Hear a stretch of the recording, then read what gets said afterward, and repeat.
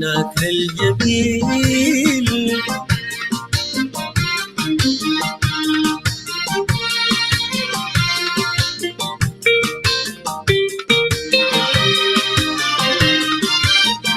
عنك أي حاجة ما داير أعرفها، هواك من جوا قلبي زمانك اختفى، بلاك سعيد وهاني وعايش في صفا،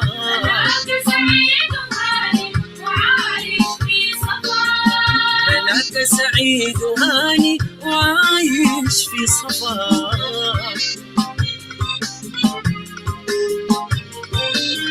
مالي ومال غرامك كله شقا وجفايا، ناكر الجميل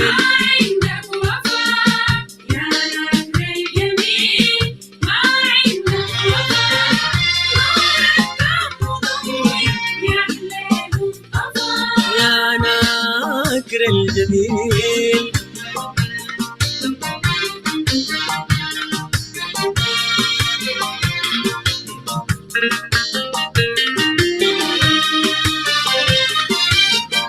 ما حاحن عليك لو قلبك بكايا،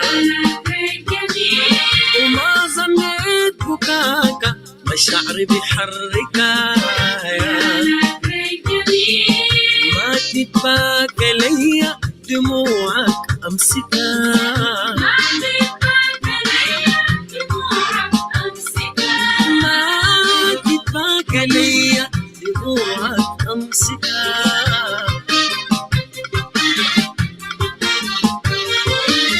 زمان بكيت قلبي ومنك اشتكى، ناكر الجميل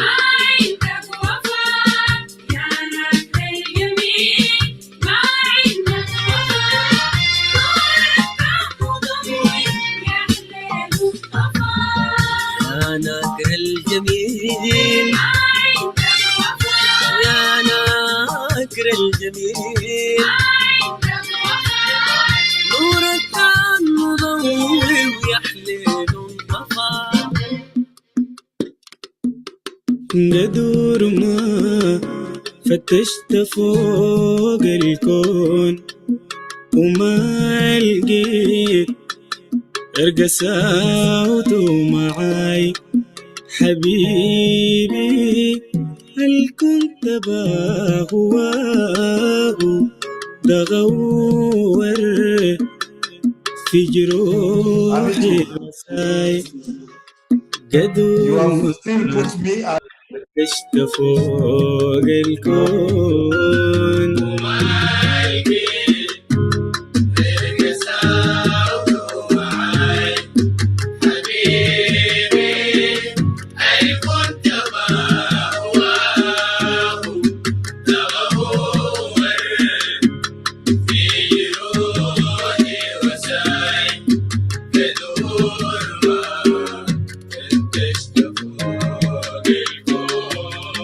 زمان ما كنت سيد روحك وشمنا الدنيا ريد وحنان، زمان ما كنت سيد روحك وشمنا الدنيا ريد وحنان، وكان أمل العمر كله نتهنى نعيش في أمان، تدور ما فتشت فوق الكون وما لقيت غيرك ساوته معاي حبيبي، هل كنت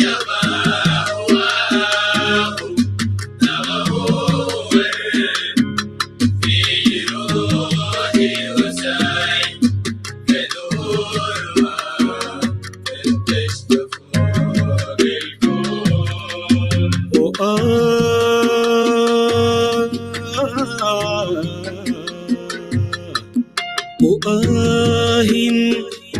يا صاب بصري أريد وذق طعامي جفاك وبحرك في حي.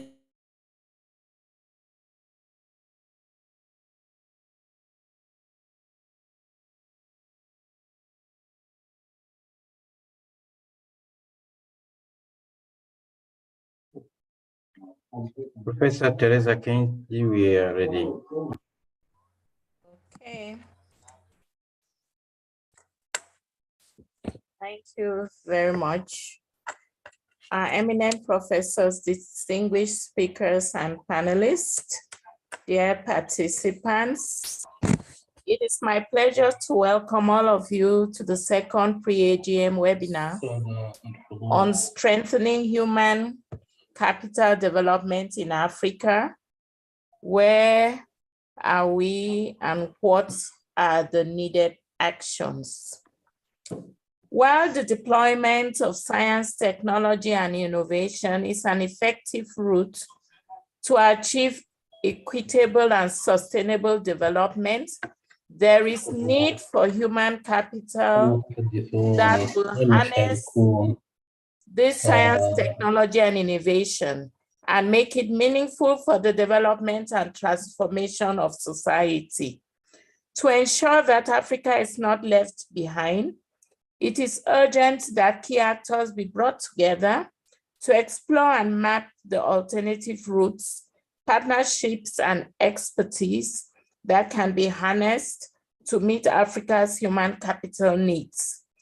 This exactly is what RoFoRuby is doing today, as we have with us high-level political, technical, and academic experts to lead the dialogue, which has as objectives to: 1, provide a platform for open sharing of experiences, lessons, and emerging issues related to human capital development in Africa. 2, identify areas where actors can pool expertise, infrastructure, funding, and partnerships to achieve maximum impact related to building science, technology, and innovation capacity at national and regional levels. And 3, propose areas of synergy, implementation, and coordination mechanism for building human capacity at national, regional, and continental levels. Permit me now to quickly go through some housekeeping rules. There will be simultaneous English, French, Arabic translation. On the bottom horizontal bar, there is a globe icon, which is for interpretation. Click on it and select the language of your choice. Kindly mute your microphones, please, when you are not speaking. There is also the question and answer box. Kindly use this and not the chat box to type in questions, which will be addressed during the question and answer session. To the speakers and panelists, I invite you to speak slow enough to enable effective translation. Thank you. And the high profiles of our speakers and panelists have already been projected. Permit me, therefore, to introduce them at the time that each is making a presentation. That said, I will be inviting Professor Adipala Ekwamo, the Executive Secretary of RoFoRum, to make his opening remarks. Professor.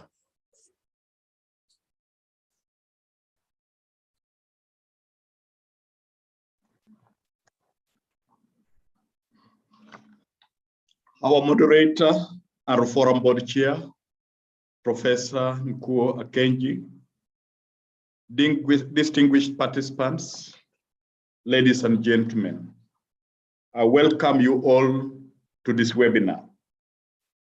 In a special way, let me recognize the presence and participation of Professor Mohamed Belochin, the AUC Commissioner for Education, Science and Technology, Dr. Kirui, a research fellow from IFPRI, Dr. Male Bassett from the World Bank, my friend and brother Oyewole, the Secretary General of Association of African Universities, Mr. Burola, the Vice President of the American International Program of the American Public and Land Grant Universities, Professor Stephen Onakuse, a colleague and the President of AgriNatura, Vice Chancellors, Forum Body members, colleagues at the Secretariat, ladies and gentlemen. Let me use this opportunity to welcome you to the second in a series of webinars that Forum is hosting as part of the 18th Forum Annual General Meeting, which will culminate in a face-to-face meeting and virtual meeting to be held in Zimbabwe in December this year.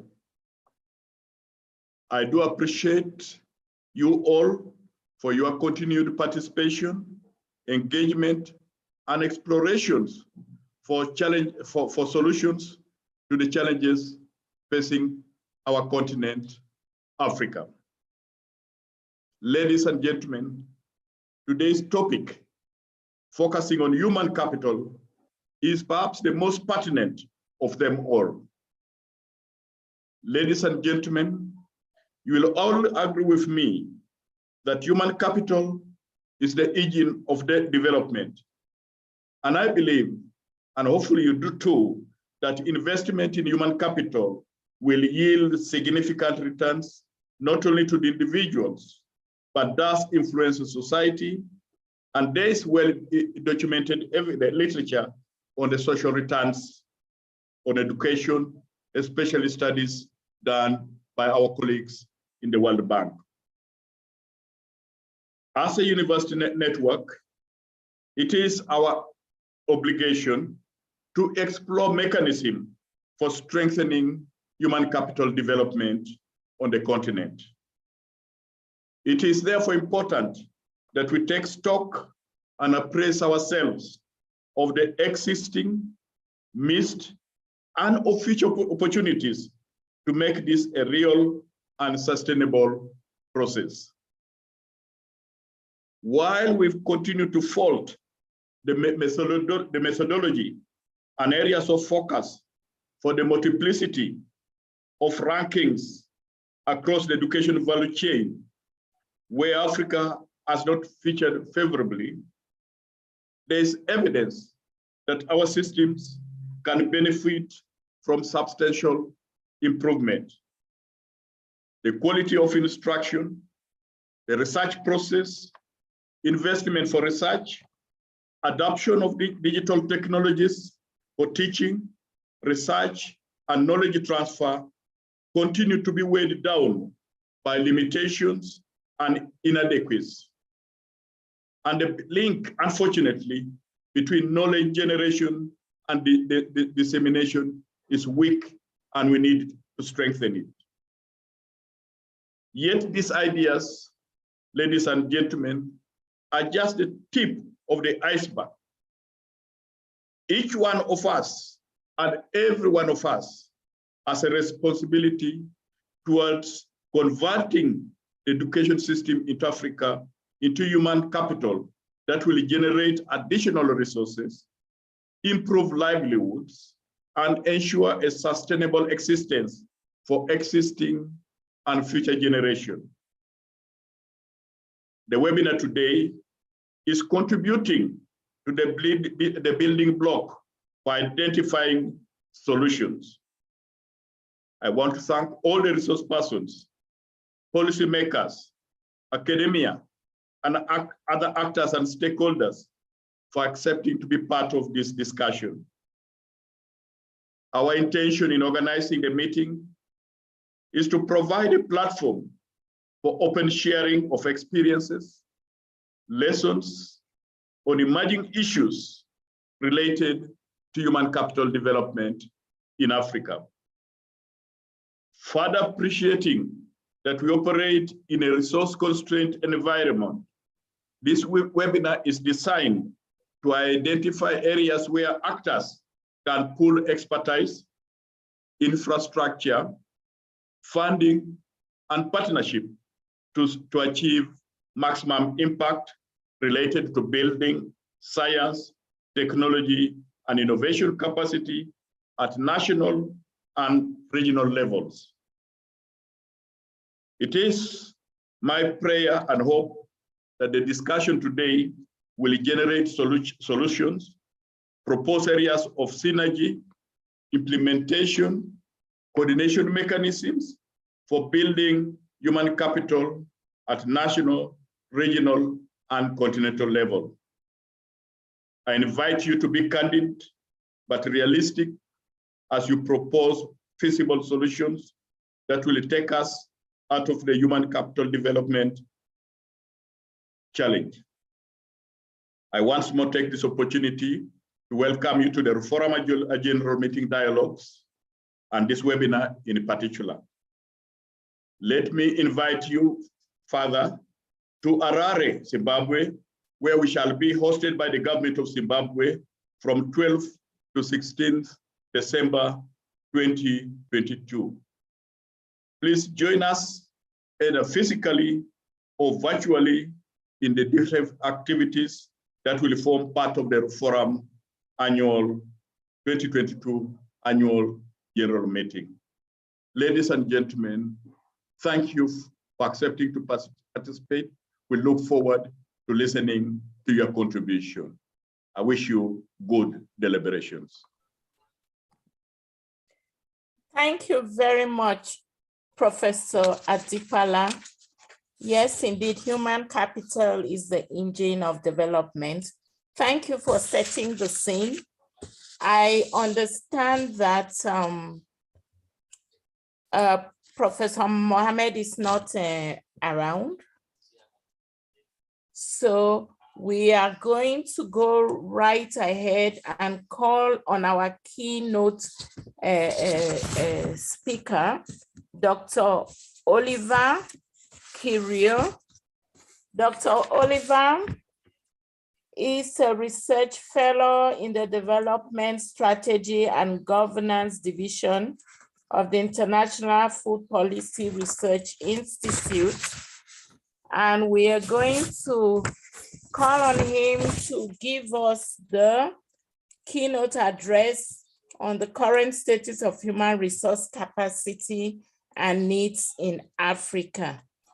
Dr. Kirio, you are welcome. Hello, and good afternoon. Can you hear me, Professor Tracy? Yes, I can hear you very well. Perfect. Thank you so much. I want to begin by thanking you for those very kind words of introduction, and thank you also, Professor Adipala Etwamu, for the motivational introduction of this great topic today.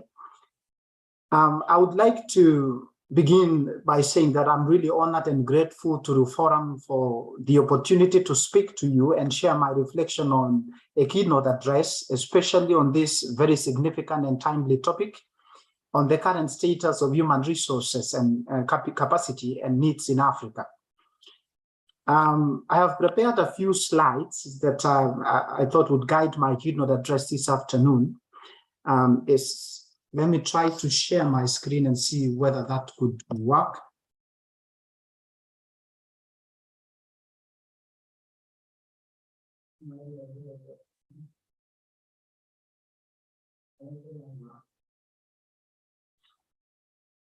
Is that in good shape now? Are you able to see my screen?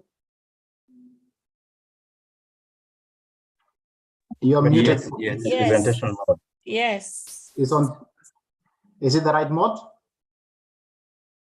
we can see your screen. Perfect. All right then. So I've prepared these few slides that will guide my keynote address this afternoon. The outline of my talk is structured into 3 sections. At the very onset, I would like to begin by defining a few things, and especially what human resource and human capital endowment is, and outline the importance of this resource for economic development. In the second session, and perhaps this is the most important section, I would then highlight the status of human capital development in Africa. I will describe a few of the challenges and highlight some of the important opportunities in this regard. Perhaps more importantly is to mention what the skills gap look like vis-a-vis the youth dividend. And finally, in section 3, I will point to some of the priority areas and actionable steps that I think governments and private sector and other stakeholders could engage in relation to human capital development across Africa. So to begin, let's move to the first issue. What is and why is human capital development important? Human capital endowment consists of many things, but I would summarize this into the knowledge, the skills, and the health that the people accumulate throughout their lives, and it enables them to realize their full potential as productive members of the society. If I can simply put this, it is the skill set and the capabilities that people possess. Can we kindly put it on a presentation mode? Okay.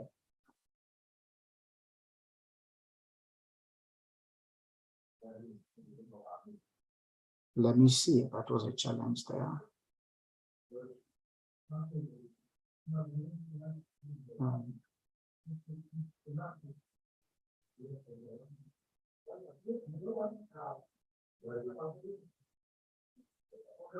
You are muted. If you are telling me something, I just see your lips moving, but I can't hear you.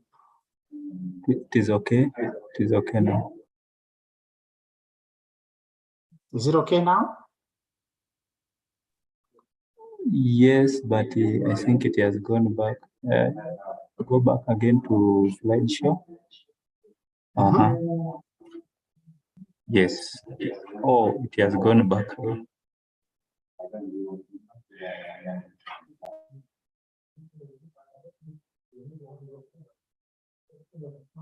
Okay.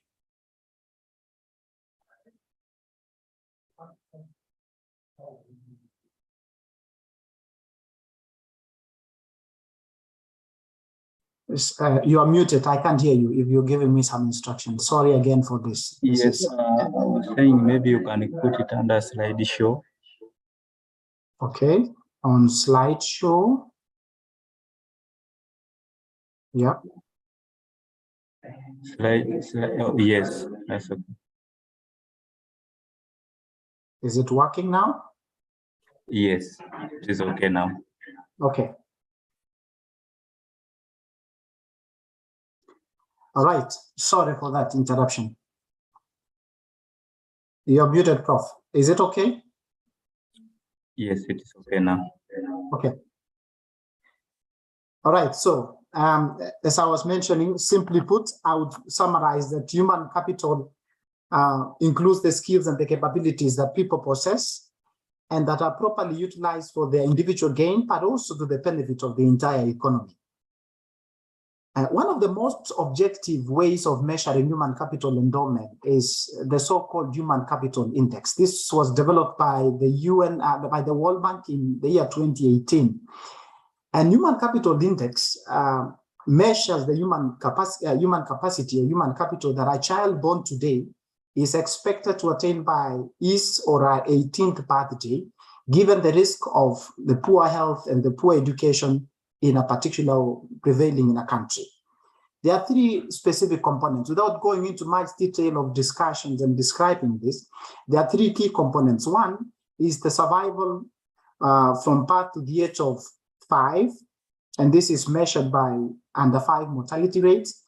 The second aspect is the expected years of learning, and the third one is the health, which is captured by 2 measures. For children under the age of 5 is captured by standing, but for the adults, survival rates is captured by the adults that survive from the ages of 15 through to the age of 60 years. To summarize this index, let's just have a look at the latest Human Development Index map that was developed in 2020 before the COVID-19 pandemic. If you can look at those numbers, they don't look very nice for Africa. Very few countries are in the second category, and actually a majority of the countries are in the bottom category with an index of about 0.29 to an index of 0.45. Compared to, of course, the good countries, and I mean the good scores that we can see in countries in Northern America, in Australia, and this is the range of 0.67 and to the high of 0.68. I might be happy because I come from Kenya. Kenya has a good score there, but as an African, the map of Africa does not look very good, especially when it comes to this combination of these three factors that tells us how our continent is in terms of the Human Capital Index by the year 2020. So the second bit, which is important perhaps, is why human resource capacity? Why do we talk about it at all? Why is it important? Human capital development is important because it can lead to eradication of extreme poverty. It can also lead to sustainable growth. And in many cases, it can aid in creating more inclusive societies.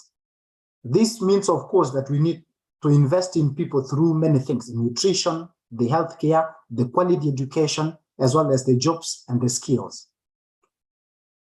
Human capital is not less important compared to other resources, like the natural resource for economic growth. In fact, I associate myself with the view of the World Economic Forum that puts it this way, and I quote, "A nation human capital endowment can be a more important determinant of its long-term economic success than virtually any other resource." Closer home, the Africa's Agenda 2063, which is titled Africa We Want, envisions a prosperous continent with resources and means to drive its own development. This intuitively means that we will have well-educated citizens and skills revolution, which is driven by science, technology, and innovation for a knowledge society. As a very first step to achieve this promising state, the Science, Technology, and Innovation Strategy for Africa 2024, the STISA 2024, was developed approximately 7 years ago, that is in 2016. The aim of this program, or the aim of this strategy, STISA 2024, is to improve the science, technology, and innovation infrastructure, the professional and technical competence, the entrepreneurial capacity, as well as policies and programs. So, perhaps the big question would be, how much progress have we made as a continent? Have the strategies yielded significant success? What is the status of STI infrastructure today? What is the status of the technical competence and the entrepreneurial capacity of our continent today? I'll focus on some of these elements, but primarily my focus is on the last bit of it, the technical competence, the entrepreneurial capacity, so the human resource capacity.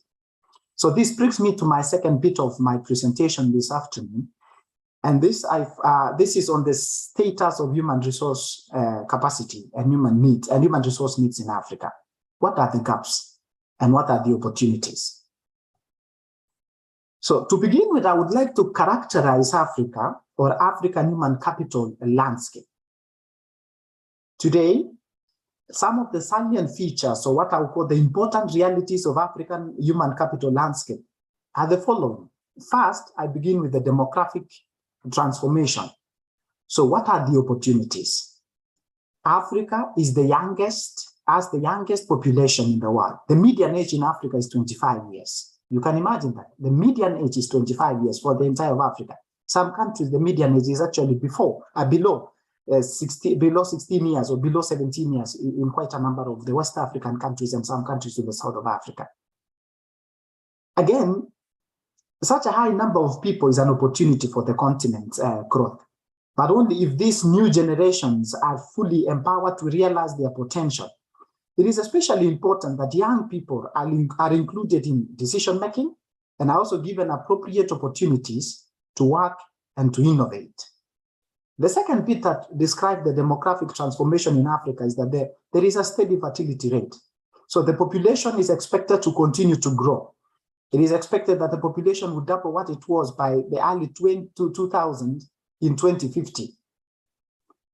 But are we likely to experience what we call a demographic dividend? I will discuss this in a few slides. But I dare say today that Africa is in the middle of a crisis. There are masses of young people today, but there are far too few opportunities or job opportunities today. If you look across countries in Africa, about 80% of the workforce are engaged in the informal sector. And this sector is characterized by either the lack of social protection and there are meager incomes there. There is underdevelopment and poor wages. And then, of course, if you look again, remember, this informal sector is the default rather than the exception for many of these young people. If you ask them, they would not want to be in these sectors. Compounding the problems is an additional 12 to 13 million young people who are joining the labor market every year. And this against jobs that are about 3 million jobs that are generated across the continent. So what will be needed now is that African economies must generate an additional 25 million decent jobs annually to be able to employ the young people and to transform the informal sectors, that dominate the African landscape. I will say here at this point that there is scope for economic progress, but again, there is no blueprint. If we know how to do this, I guess most African countries will be celebrating today. The second aspect that describes the African continent today is the agricultural sector and the food. The agricultural and the food sector is still a significant sector across all the countries. First, it is a major driver for economic growth. When agriculture does well, many countries do well. When agriculture is not doing well, many countries are in jeopardy. Significantly, a majority of the people today, close to 80% of the workforce, are engaged in the informal sectors today in Africa. And if you look at it, I mean, 80% of the jobs in Africa are actually in the agricultural sector. So if you look at the medium scales, the micro, the small and medium scale enterprises, they employ close to 80% of the population in Africa today. And then most of the workforce in this, majority of the workforce in this are often in precarious conditions. As I mentioned before, there are few training opportunities or skilled labor force in these sectors. The other aspect is the expanding of African digital economy and the technological innovations. This growth is driven by many factors. First of all, shortly before the COVID-19 pandemic and the Russian-Ukraine conflict, many economies in Africa were on an upward trajectory. Many countries were on an upward economic growth. And then again, there has been an expansion and penetration of cost-reducing digital technologies. The internet is one of those aspects. If we look at the mobile telephony, and then the financial inclusion, the mobile money, the mobile banking is the other aspect that has also driven the digital economy and technological innovation. There are also opportunities that are arising from urban populations, the rising urban population. There is increasing demand for food. The increasing middle class could also drive rural change in Africa today. The opportunities in creating gainful employment, therefore, persist in the modernization of rural-urban supply chains. So first, we might have to think about regionalization. In this case, I mean that the food production, processing, and efficient distribution could be done regionally so that then there is efficient movement of food from the farm to the consumers or to the customers. The other aspect would be on digitalization. So making the use of high-tech applications across an entire value chain from the farm to the fork, as I would say. But if we move across borders, there are also other potential global level radical changes that are happening, which I call the potential game changers, that may open up opportunities for the continent or for Africa in terms of employment and in terms of human capital, but they can also constrain Africa further. So this includes the rapid urbanization and rising middle class that is beyond the African continent. So there is demand for high value agricultural products. If you go to the developing countries, if you go to countries that require fresh, traceable vegetables and fruits and so forth. The second aspect is the increasing global demand for, the second aspect is the shift in labor-intensive light industries from China to Africa or elsewhere, basically because of rising incomes in Asia and China. And then there is also increased trade in Africa, as we have seen with the African Free Trade Area. The last aspect that perhaps I would like to mention in this category, in this second part of my address, is the skills gap and capacity and knowledge development. Yes, we know that young people, the potential of young people is key to Africa's sustainable development. But the skills gaps and the challenges associated with knowledge generation across Africa cannot be overemphasized. To name just but a few examples, if you look today, et les défis associés à la génération de connaissances au niveau de l'Afrique.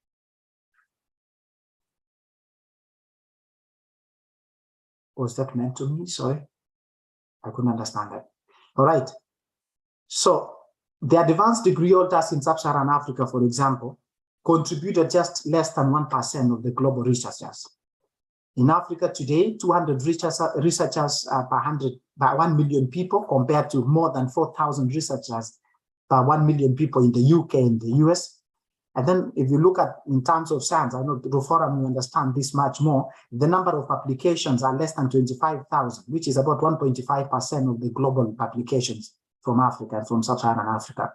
And by 2017, when we had all the numbers and figures correct, the R&D expenditure was very dismal. It's less than 0.5% of Africa's GDP. So what could be the opportunities that we can talk about? The demographic dividend, which I referred to before. So are we likely to experience demographic dividends like the kind that was experienced in Southeast Asia and Asia in emerging markets in the past decades? If just for those that perhaps are not conversant with the term, the demographic dividend occurs when several appropriate factors converge. First of all, there must be a surge in the number of people of working age, while the number of dependents, that is the children and the elderly, is declining. And then there must be enough jobs for this increasing demographic group of working group. And then the disposable income coming as a result of reduced number of dependents should be significant enough so that there will be higher savings. Is this possible to happen in Africa today? So the African context could be different. The birth rates are falling, yes, even though they are falling slowly.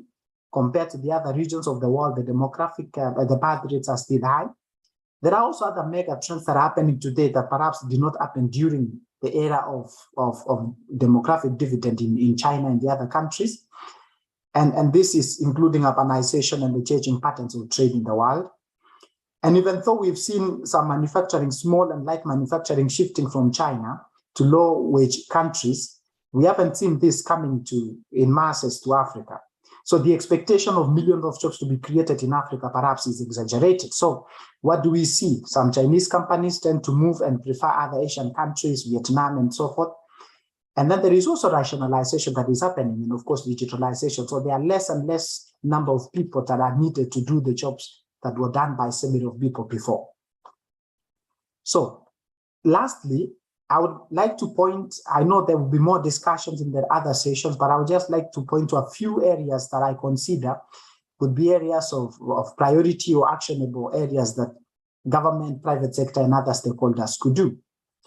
So I think and I believe that there is need to align and collaborate with the educational institution to ensure that the skills that comes from this institution are matching whatever is needed in the labor market. So whatever is taught in school must be relevant for the job market today.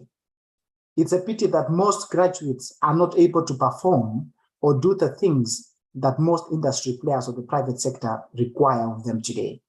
A good example of a very good match is what happens in the medical fraternity. So most doctors can easily graduate and move into the hospitals and treat people easily.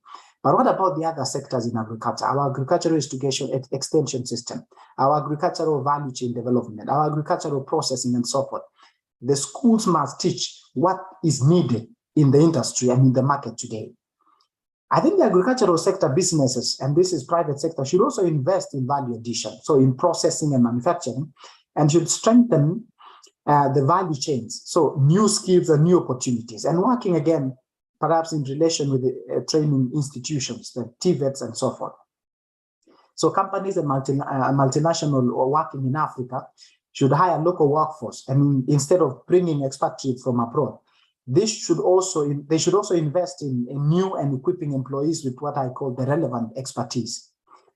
So some of the takeaways that I think are important, especially with relation to what could be done to the bulge or the increasing youth population, is that there is not perhaps an obvious recipe for reaping in this demographic dividend, but there must be right policy choices. And these policy choices will matter much, especially if we identify the sectors that we have competitive advantage, and then provide perhaps targeted support to these sectors. And then again, there should be policy consensus. The peace and political stability are important, but leaders must also be committed to the growth. And then second, but also important, is that promoting light manufacturing by setting what we call the special economic zones or export processing zones alone will not work. Because if you look at it, is that low wages alone are not enough to attract investors. The international competition is very difficult, or very fierce, or very, very, very sharp. And supply chains are nowadays more sophisticated and tightly managed than they used to be before. So with this, Chair, I want to say thank you again for the opportunity to address this great gathering. And I'm happy to learn more and also to listen more to what other people are going to say. Thank you so much, and back to you, Chair.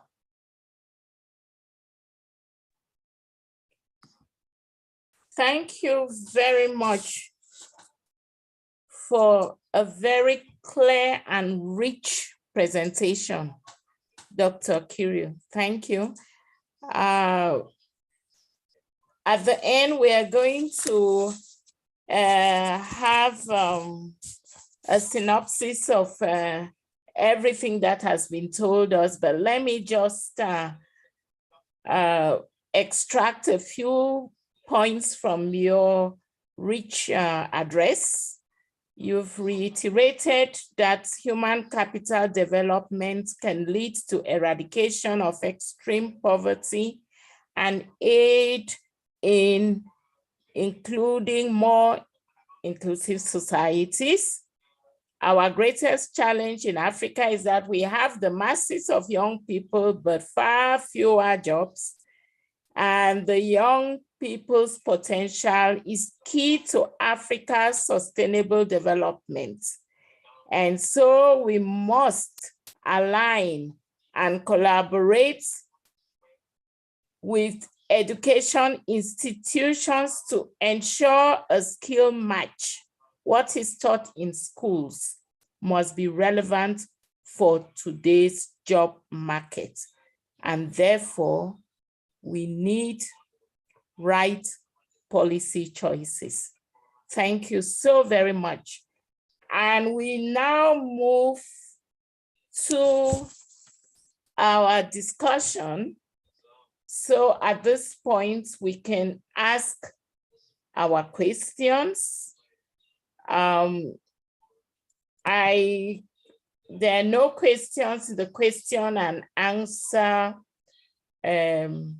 box, but I will give room for, maybe David will help me. You can see better those who raise their hands so that you can help guide that for us. I don't know if any of our participants have any questions so that Dr. Kirill can address your concerns. Yes, we have a hand from Alice and Professor Yamba Yamba. Okay. Please, can you go ahead, Alice, your question?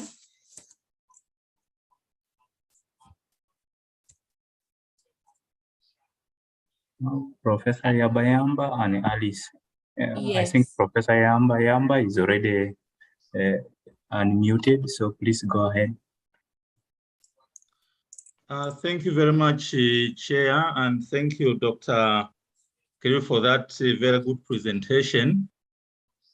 I think, as already alluded to, human capital development is really the most critical aspect, that we need to deal with in Africa. Now, the period 0 to 5 years is the time when the brain grows fastest.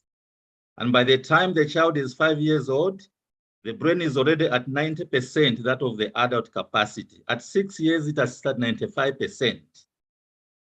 But good nutrition is cardinal for the brain to attain this kind of development. Secondly, as you alluded to, Dr. Kiriu, quality education quality education is very important. In fact, during these early years, it's the most cardinal to introduce critical thinking in these young people.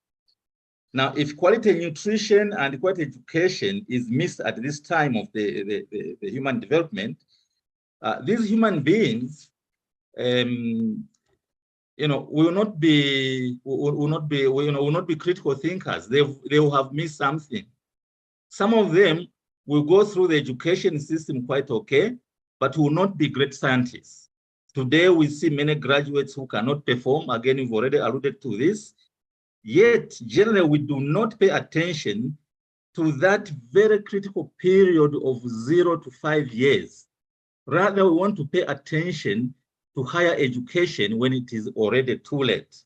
So the big question is, how do we expect Africa to build a human capital that can innovate and create jobs when we do not pay attention to the most critical period where it has most, which is the 0 to 5 years? So I just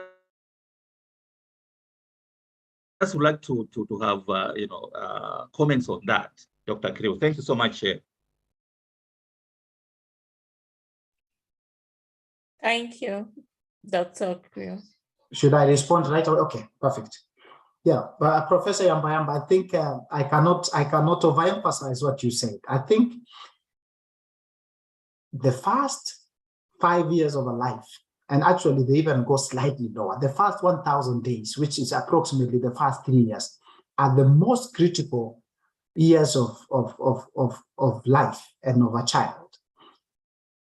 There is, I didn't have time to do this, but there is a graph and a map that, a graph that shows how learning could proceed in the latter years of life compared to what you learn at the very beginning. So the first 5 years is where everything else happens. So brain development, and for that brain development to happen, there's good nutrition, there must be proper healthcare. So everything begins, and allow me to use the word, and ends at this very, very important and critical stage. So you rightly put it. That is why in measuring human capital index, 2 of the things that you mentioned are the most substantial of the 3 things that we talked about. So mortality, and then we have also the standing and the growth, the nutrition, the issues that come with health. So these are the most critical. So I would not overemphasize, as you said. So the first 1,000 days, the first 3 years of a life, the first 5 years of a life are the most critical. And countries should invest in healthcare, not just because it's good for people, but because it determines how the trajectory of our society would look like in the coming years in terms of the capacity of those people. So quality education, as well as mentioned, if you cannot learn at the very beginning, it will be very difficult. I've seen even studies that have shown what can be done in technical institutes, or for example, in vocational training, cannot replace what was missed in the first stages of life. So those 2 important aspects are critical, and they form the basis of what human capital index looks like. Thank you. Thank you very much. Alice. Alice also had a question. She's still muted. It's Alice Fandohan. Alice Fandohan. I think she's still muted.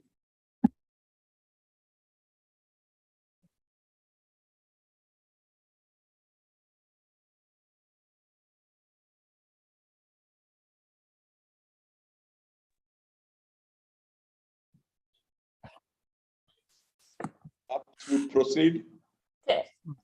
Okay, I guess in the absence of any more questions, once again, I want to appreciate Dr. Kiri for the excellent presentation, and we have learned a lot from that. We now move to session 2. Session 2 is going to focus on lessons learned from the last decade. That's present and future direction, lessons learned over the last decade. And for this session, we have as the session objective to share lessons and learn from the human capital development experiences of other continents and from within Africa. Our first speaker here, we're going to listen to Dr. Roberta Marley Bassett. And he is going to actually talk to us about, she's going to actually talk to us about perspective on the African Centers of Excellence initiatives. Dr. Roberta Bassett is with the Global Lead for Tertiary Education Global Practice coming from the World Bank. And so we are going to listen to Dr. Bassett. You are welcome, Dr. Bassett. Thank you very much, Vice Chancellor, and thank you to RUFORM for the invitation to join today. I'm sorry, I can tell you right now, I have a bit of a cold, and so I'm going to be a little difficult, I think, to understand. A special apologies to the translators. I hope I will speak slowly. I hope I'm comprehensible. I will share my screen and introduce to those of you who are present today some background information on the African Centers of Excellence initiative that the World Bank has been supporting for about 8 years so far, and will continue to do so for another 5 or 6 years, according to the projects currently existing. So allow me a second to share my screen.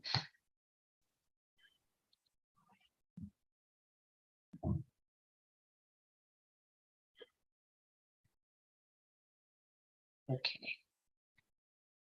So this is again an overview of the World Bank's supported Africa Centers of Excellence projects, and I'll speak a bit about the historic ones and some new initiatives in which we are working with RUFORM. And I highlight most in this presentation what we're doing with RUFORM in particular, since they are the gracious hosts of this event. But for some background information, the African Centers of Excellence projects is a series of regional projects that initiated in West and Central Africa. And then there's an initiative in East and Southern Africa, and then again, a follow-up project called ACE Impact. So they are focused on key science, mostly STEM fields, but it also includes the teaching of science and mathematics. So there's some education centers of excellence as well. But the fields include STEM fields, agriculture, health, industry, etc. This idea of the regional initiative for Africa's centers of excellence emerged actually from a dialogue among ministers of finance and ministers of education about what Africa really needs right now to accelerate its ability to produce high quality research and high quality skills in university graduates. And what they've determined in those conversations in around 2011, 2012, was that there just simply aren't enough PhDs emerging from your institutions that can continue this expanded access agenda for higher education across sub-Saharan Africa. And so the Centers of Excellence serve two purposes. They are meant to be a place of greater training and production of advanced graduates, advanced masters and PhDs, but also the acceleration of research excellence, both blue sky research and applied research. And so these initiatives are complementary to the national higher education projects that exist, but also the national strategic agendas for the utilization of STEM in the national economic development planning. And you'll see that the ACE initiatives really are meant to be focused on international learning, international partnerships, but specialized research fields. They provide learning research labs, have improved the facilities of institutions where they exist, but also are meant to be sort of the pilots at the inter-institutional level to show institutions more broadly what they're capable of doing when you really invest in research excellence at a center on the ground. There are regional thematic groups that have created partnerships across sub-Saharan Africa about different fields, railways, water, health, especially during COVID. This collection of institutions that are serving similar research agendas has actually allowed for communities of practice to emerge, utilizing the ACE2 model, or the ACE model. I am the team lead for ACE2, so that's especially dear to me. So some of the features of the ACE initiatives, and as I noted, there have been 3 specific ACE initiatives, ACE1, ACE2, and ACE Impact. This little box on the bottom here, ACE2 additional financing, was just approved, and this is where I will get into further detail on that in the next few slides.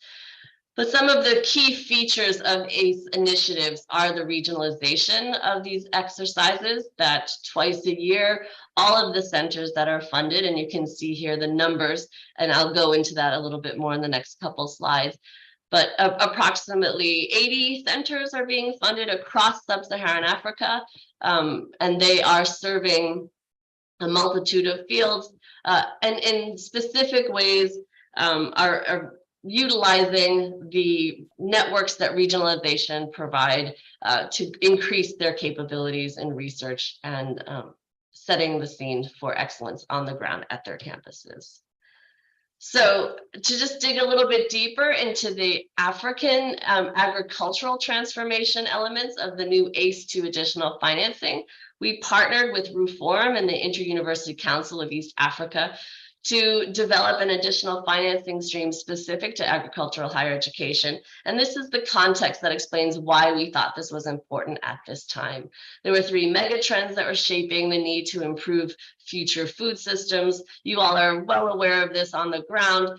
Their demographic transitions, the massive population expansion across sub-Saharan Africa, the demand for food on the continent is expected to grow exponentially. And there are unprecedented levels of private investor interest that need to be managed and maximized, I think, to your advantage. But also the management part is really important, that the private investors are existing in an ecosystem where they're not running amok on their goals, that the research environment, the national environment has a lot of control over what they're doing. The skills gap closure is critical in improving the capacity for food system security and increasing the capacity for food system growth.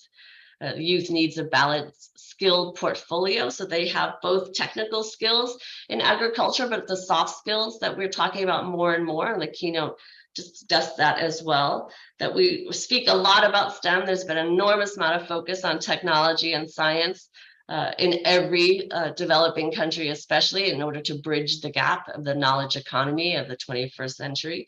But what's often missing from this conversation are these strong foundational cognitive socio-emotional skills that need to be embedded as well in education. And these centers are meant to support that more and more. Again, the utilization of technology to improve the efficiency of delivery, both in the education environment and for farmers on the ground, and that there is an alignment that is focused and thoughtful between higher agricultural education and TVET. So just some additional financing information. Again, I'm focusing on this because this is where we worked very closely with RUFORM. The PDO, the project development objective for this ACE2 additional financing, which was just approved in June of this year, was to strengthen selected institutions to deliver high quality post-secondary education, in this case, specific in agriculture. The additional financing is only going to Malawi and Mozambique, as those countries were the 2 that sought this additional financing and agreed to become part of this initiative. And each of those countries is receiving $30 million to support their new institutions. And the Inter-University Council, and as a subsidiary, RUFORM, will receive $10 million to support the implementation of these initiatives on the ground in Mozambique and Malawi. And the proposals for these centers were to strengthen the existing ACES training, research and innovation activities, enhance those interdisciplinarity of their delivery and of their approaches to innovation, research, and training of their students, to promote greater linkages between higher education institutions and the economy. And this is something that we're having, I think, the most challenging time really building in the ACE2 side of our project. The venture capital environment, the private sector development is slower, as we're seeing. And so this is something where we're putting greater emphasis to support countries being able to bridge their intellectual property and technology transfer into the private sector and innovation spaces of their countries. And for this project, it's specific around agri-food systems transformation. And again, as we do with all of our projects, to really promote utilization of talents across all students, especially female students who are underrepresented in these areas. I won't go into all of these slides, that I know we're ahead of schedule today, so I feel a bit less stressed for time. But as I noted, some of the special features of this additional financing is to promote regional collaboration, to close key gaps in the agri-food system area, and to foster integration between agriculture, higher education, research, private sector, and extension services, to develop leadership in these areas that can promote reform and change in a sustainable way at the institutional level, but also at the systems level. And again, as I've already said before, to promote the sort of the best practices that they can, utilizing these funds. You know, this is an opportunity for institutions to really focus on innovation and human capital development. And in this case, we're looking really at human capital as the development of those who will train the future generation of higher skilled learners. So if we can improve the quality of the academic staff teaching at these institutions, the quality of the research that they're producing, that will have a ripple effect over generations of scholars and learners to come. And those will be the people who go out and establish new industries, who solidify the economies of their home countries, and who can maximize the benefits of all the resources that your countries have. And we see these all as part of achieving a systemic impact, as I said, including the development of high skills to improve human capital, to strengthen the institutions to become centers of leadership and research excellence, establish strong academic and private sector policy linkages, and to improve the quality of the advanced degrees candidates and graduates coming out of the institutions. So here's this massive chart that shows sort of where the ACEs are located. You see they are all across the country, and I won't go into it, but it's 20 countries with 81 centers. Some of them are, are very specific to the economies and the focus areas of the nations, especially those working in oil and gas, for instance. What we're trying to promote more and more are climate aware science. And so you'll see there's a lot of climate focused interventions, but also heavily focused on agriculture. As the keynote noted as well, this is a major area for all of the countries in sub-Saharan Africa. That is a huge employment sector. It's a huge portion of your economies, all of which can benefit from advanced research and applied research to help with the delivery and improve the sustainability and food security, which we know is such a challenge across the continent. Some of the results of ACE1, ACE2, we don't have results yet for ACE Impact and obviously ACE additional financing because we haven't implemented those yet. But they've been incredibly successful. The ACE initiatives are seen as some of the World Bank's sort of greatest achievements in our higher education interventions over the last 20 years. That the regionalization, the regional success stories across these ACE centers, how they integrate in their institutions, but also how they foster cross-border collaborations internationally with countries in Europe and the US and Asia, as well as across sub-Saharan Africa.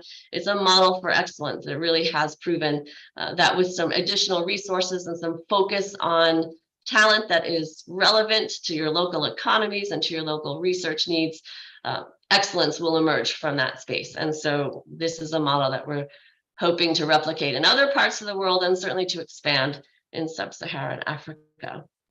Here are just some examples of the centers that we have and some of the excellent work that they're doing. I won't go into it more, but we're just so pleased to be a partner with these centers because they're just doing some excellent work on the ground. And these are the results that we like to see in the implementation of our projects. And finally, oh no, I will stop here. This is the last slide because we actually had some focus on a student who is doing work at SESAM in Kenya, who has been awarded a scholarship to study food science and nutrition in the United States. Excellent researcher emerging from all of our centers, and we're extremely sort of proud of what this project is accomplishing. I will stop here and I'm very happy to answer questions if anyone has them about ACE2, but within the context of this conversation about human capital development, everything about this agenda for the ACEs is about improving higher skills and in the most pertinent areas of research, and to create a future of high-skilled teachers who create the generations of high-skilled learners to come. Thank you so much.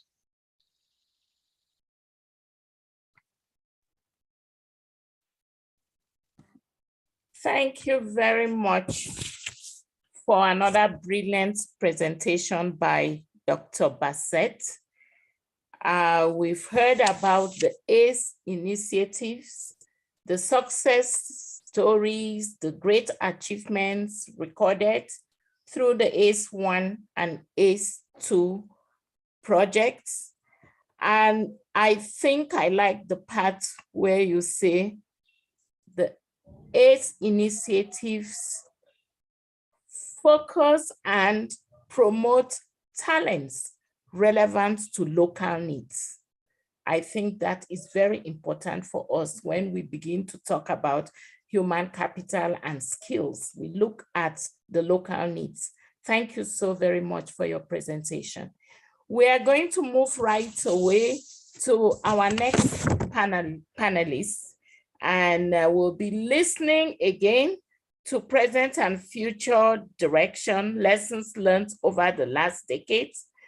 And we're getting another perspective from Professor Olusola Oyewole, my very close collaborator, great friend and brother, the Secretary General of the Association of African Universities. Prof. Oyewole, you are very welcome. Thank you very much, our dear Professor Teresa Kenji. We appreciate you, our Vice President in the Association of African Universities and also the President of Reforum. Please, can I be allowed to share my screen? Yeah. Yes, Prof. Thank you very much.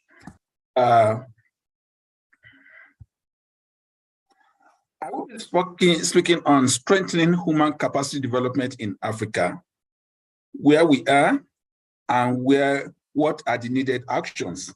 But before I go to that, I want to appreciate the last speaker, Dr. Bassett, talking about the support that the World Bank is giving to human capital development in Africa through the World Bank Centers of Excellence project. I'm glad and proud to mention that the Association of African Universities, with membership of over 420 universities in Africa, we are a key partner to this great project. I'm glad at the achievement that we've made, and I look forward is becoming a model of support to universities in Africa. And in fact, people are now seeing that World Bank project as the model for supporting development in the African continent. We really appreciate the World Bank. Talking about the situation of things in Africa, where are we? As had been mentioned by the last speaker, Africa today is the fastest growing continent. Indeed, it's been said by the World Bank that by 2055, the number of Africans reaching working age will exceed the number in the rest of the whole world. And that's why the issue of human capital development should be our major concern at this particular time. It will interest us to note that the number of youths in Africa will double by 2055 to about 850 million. And we need to put this large population to productive activity. Ladies and gentlemen, it's been said that job creation and human capital development, they are going to be critical issues for Africa. Indeed, for all countries in Africa. And that's why I'm so happy that Reform has found it necessary to focus our attention on human capital development. Today, nearly 38% of youths in sub-Saharan Africa wants to move permanently out of our continent. Why? Because we've had human capital deficiency in the past, and this should not be allowed to continue. Where are we at this particular time in terms of human development indicators? I'm not sure that we are where we are at this particular time. 2.9 million children die under the age of 5 years. Very sad. As I'm speaking to you right now, there are over 50 million children out of school. And I'm glad that the first speaker mentioned the need to train our young people. Education that we need in Africa is not just to concentrate on higher education alone. We should be concerned about education from the kindergarten. Unfortunately, things are not really improving as we expect them to do. Today, 2,000 women still die at childbirth in the African continent. And when you look at the growth of our children, it's been said that 1/3 of our children are stunted. And right now, 1/3 of youths below the age of 30 who should be employed and are currently not employed. Very sad to note that many of our graduates are said to be unemployable, probably because of the quality of the education that we've given to them. In talking about human capital development, these are indicators that we need to change. There is still low level of employment of women and girls. While the population is going so high, it's been said that African fertility rate of 4.8 children per woman is the highest in the whole of the world. Ladies and gentlemen, we need to take some specific actions, concrete actions in the areas of human capital development. And this is exactly what I want to focus on. Necessary actions should include the following. Education for the youth should be central. We can no longer continue to allow such a large number of our young people to be out of school. So if we're concerned about developing the human capital potentials of Africans, education is our #1 route to get to it. We also need to improve our infrastructure. Infrastructure promotes economic development. It's high time we speak to our governments in Africa that it's high time we look at our source of energy. Energy is very central. Beyond that, our means of transportation. Ladies and gentlemen, all this can be achieved if we can improve our learning process and promote lifelong learning. One of the lessons that COVID-19 has taught us in Africa is the need to focus on ICT and digitalization in our education processes. I believe that the future human capital potentials of Africa should be digitally empowered. Ladies and gentlemen, the gender gap should be closed, and effort should be made to train the girl child. In fact, somebody has said that when you train the girl, you are training the nations. It's nice that this program is being organized by Reform, with a focus on agriculture. Agriculture is very important in developing the human capital agenda of Africa. Ladies and gentlemen, what we are saying is that it's high time we are proactive in thinking about the future. It's high time that we empower the youth of Africa with the necessary skills and competencies that can drive our development. And today, there are some skills that we need to promote in our educational processes and even at the workplace to strengthen human capital agenda for Africa.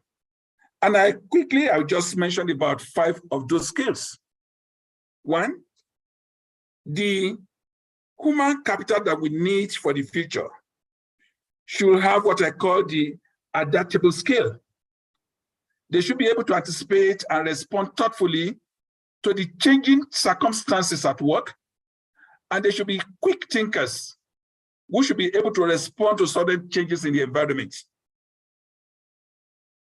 Number 2 skill that we need for the future is this growth mindset skills, whereby our potentials for the future should be concerned and be thirsty for knowledge to improve our environment. Ladies and gentlemen, if there's a group of people that Africa needs at this particular time, we need innovative thinkers, people with innovative thinking skills. I believe that these are the things that our universities have responsibilities about. 2 more that I will quickly mention is that the human capital for the future should operate with a unique leadership skill that will inspire the population in Africa for great things in our continent. Lastly, I will talk about emotional intelligence that can help us to manage our very hard political dynamic environment. I believe that universities in Africa have some important roles to play. And that's why we are proposing that for strengthening human capital development in Africa for the future, number 1, our educational system should change their curricula. It's unfortunate that many countries in Africa, we are still using the colonial curricula that we inherited so many years ago before our independence. It's high time that universities and other educational institutions change the curricula. There is a need to focus on some skills that can facilitate and help our people, our young people, to contribute to our development. I'm glad that the World Bank is currently supporting Africa in improving in the areas of innovation, research, and entrepreneurship. It's high time that we promote innovations. Let us promote research that's relevant to African development. Indeed, somebody said, one of the lessons that Africa has learned from the COVID-19 is that we can no longer depend on the research potentials of other continents. When that challenge came up, people took care of themselves. And it's high time that Africa focus on research that we challenge the problems in the African continent. For sure, the way ahead is for institutions in Africa to collaborate with industry. We need to partner with each other, and we need such programs like the World Bank Development Program that has just been mentioned, that will support our research infrastructures, that will focus on producing the future graduates of Africa, and then that will connect universities and other higher education institutions to the industry. I believe that universities in Africa have important roles to play, and to mention that in the Association of African Universities, we are committed to this. We are committed to helping our member institutions to strengthen their research potentials. And that's why recently we set up a network that we call AFRID, Africa Research Innovation Development Networks. It's high time that African research contribute to our development. And when we do this, to be able to do this, we need to strengthen our human capital. Thank you very much.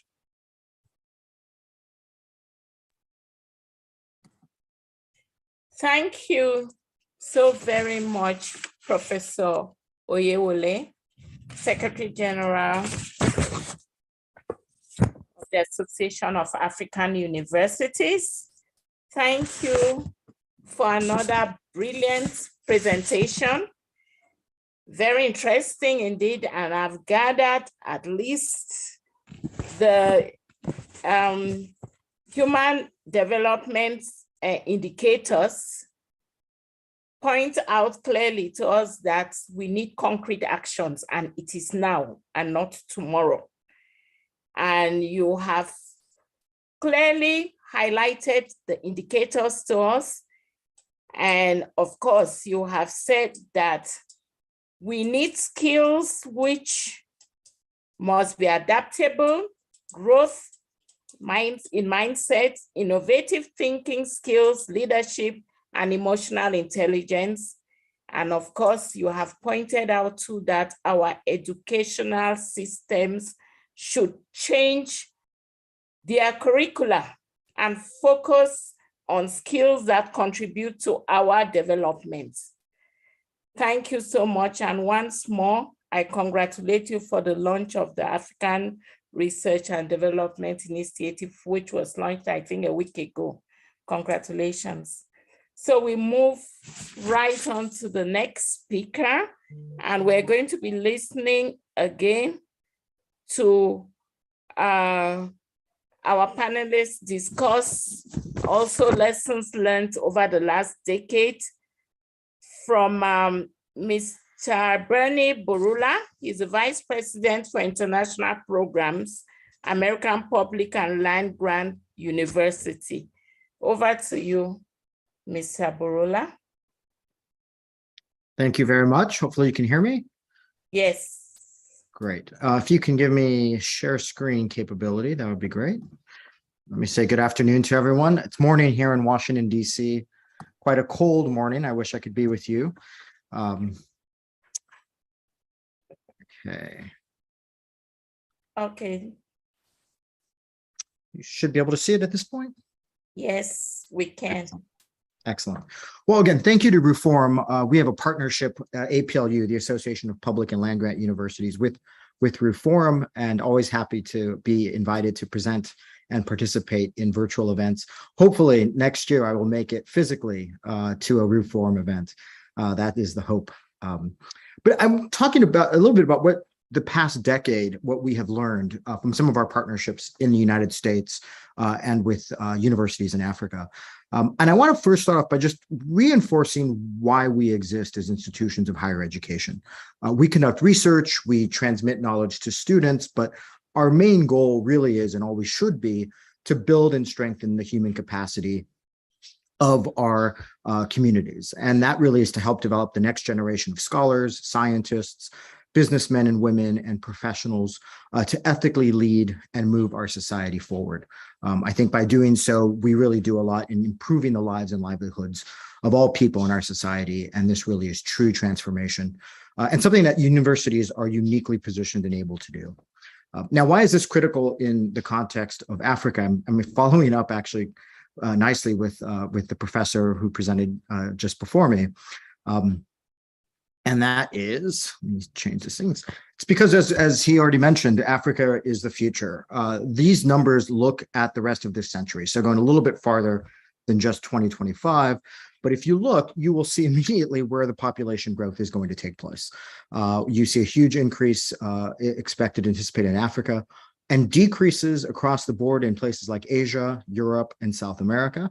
While there will be some expected increases in growth in North America and Oceania, it's quite small in comparison to what we see and what we expect in Africa.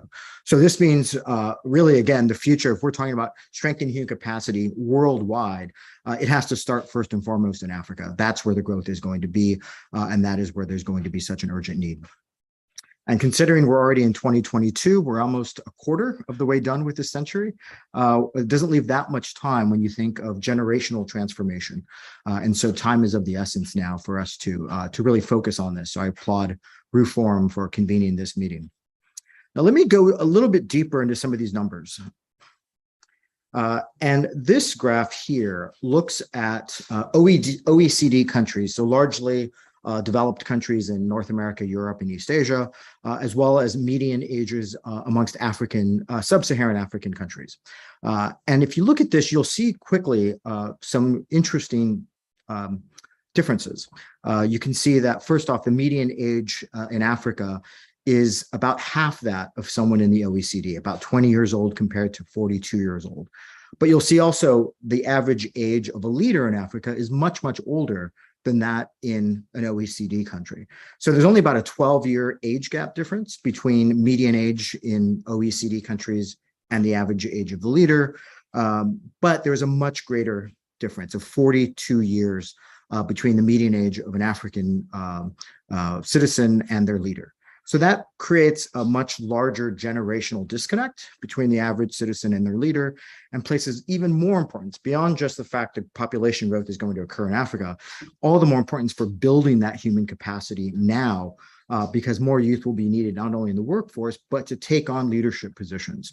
So this is going to be crucial. It's not just skilled labor, it's also development of new leaders for the workforce and for the society.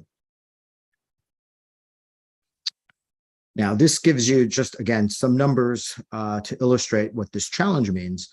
Just to keep employment rates at where they are, it's estimated for the next 10, 15 years, there's going to be 12 million more youth that are entering the job market each year in Africa on the continent.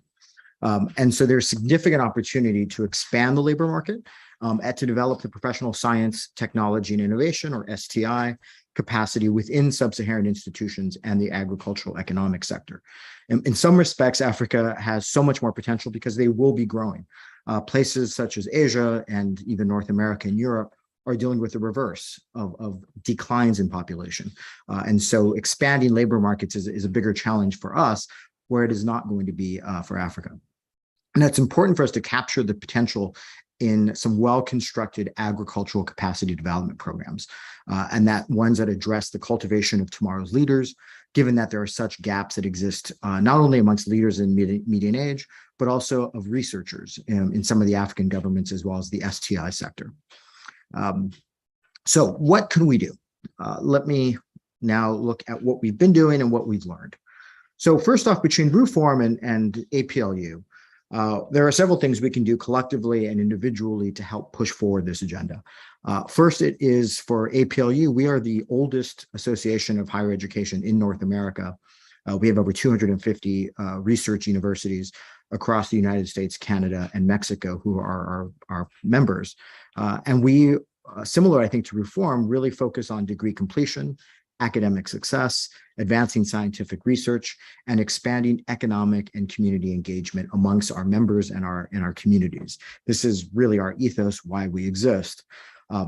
And we do quite a bit in terms of partnerships, especially in Africa. So what could we do collectively? Well, one is advocating, of course, for additional funding for research and development projects domestically and within international partnerships. That might be with the World Bank, that might be with foundations, US governments, local government support, but both of our organizations can always continue to advocate for these international partnerships and funding to support the work that we can do collectively. Also, we can, specifically here at APLU, we really have developed an advocacy agenda around the role of university-led research and development in global food security. So this is complemented by our domestic advocacy, which supports university research, education, and extension for advancing agricultural productivity. And I think we also know that, engaging the private sector and specifically grower groups in the co-creation of knowledge is going to be incredibly important for success at the local to global levels. And this way we can ensure that we align our research priorities with national and international goals for economic growth. Now, North America and the US in particular has been a global leader in developing the ag sector and in strengthening human capacity, but we haven't always done it properly. And this is, I think, one first lesson. As I go into some other ones, I would just want to sort of earmark. In the United States, we've done quite a bit in economic development, but it hasn't been always equitable. Not all citizens of the country have equitably enjoyed that economic development by universities. And I would just sort of put as an asterisk here, as Africa is looking forward, as universities moving forward, that be a key pillar as you look at capacity building, that it is being done equitably within your countries. Learn from the mistakes we have as we are now focusing on really trying to look much more at inclusive and equitable economic development within the United States. This next page just looks at the past several years and what we have been able to do. And in particular, it looks at the Borlaug LEAP program. And as you can see here, and some of the other Feed the Future Innovation Lab, these are programs that we have had success with. Actually, sorry about this. Here's the LEAP program. This has probably been the most successful project that we've had in terms of building human capacity development amongst US and African nations. You can see pictures on the right of just a handful of the 170 fellows that have participated in the program in the last decade or so, including fellows from 29 different countries. Now, 97% of these fellows have been from sub-Saharan Africa, so very targeted to sub-Saharan Africa. And LEAP fellows, probably some on this call today, now work on food security at universities, government ministries, NGOs, private sector companies, donor agencies, the UN, international research institutions, and other development organizations. So it's been quite successful in helping build human capacity, especially in the agricultural area. Now, what have we learned from this? Well, I think one of the first lessons that we have learned from this project is that training scholars in partnership with US institutions has been invaluable because the US has such a history of grower private sector connections in research and development. And being able to provide some technical leadership and wraparound mentoring, we've learned has been critical in the success of human capacity programs. So mentorship for ST&I resource acquisition is fundamental, and building research capacity at African institutions and for regional consortia is going to be essential. So these are some critical lessons that we have learned. You cannot just establish a partnership around research. There needs to be wraparound. There needs to be focus on building capacity at the home institution and really looking to build that technical and leadership as well. Now, I think this is the wrong slide. Let me see here. I think I have an older version on the page here, so I apologize.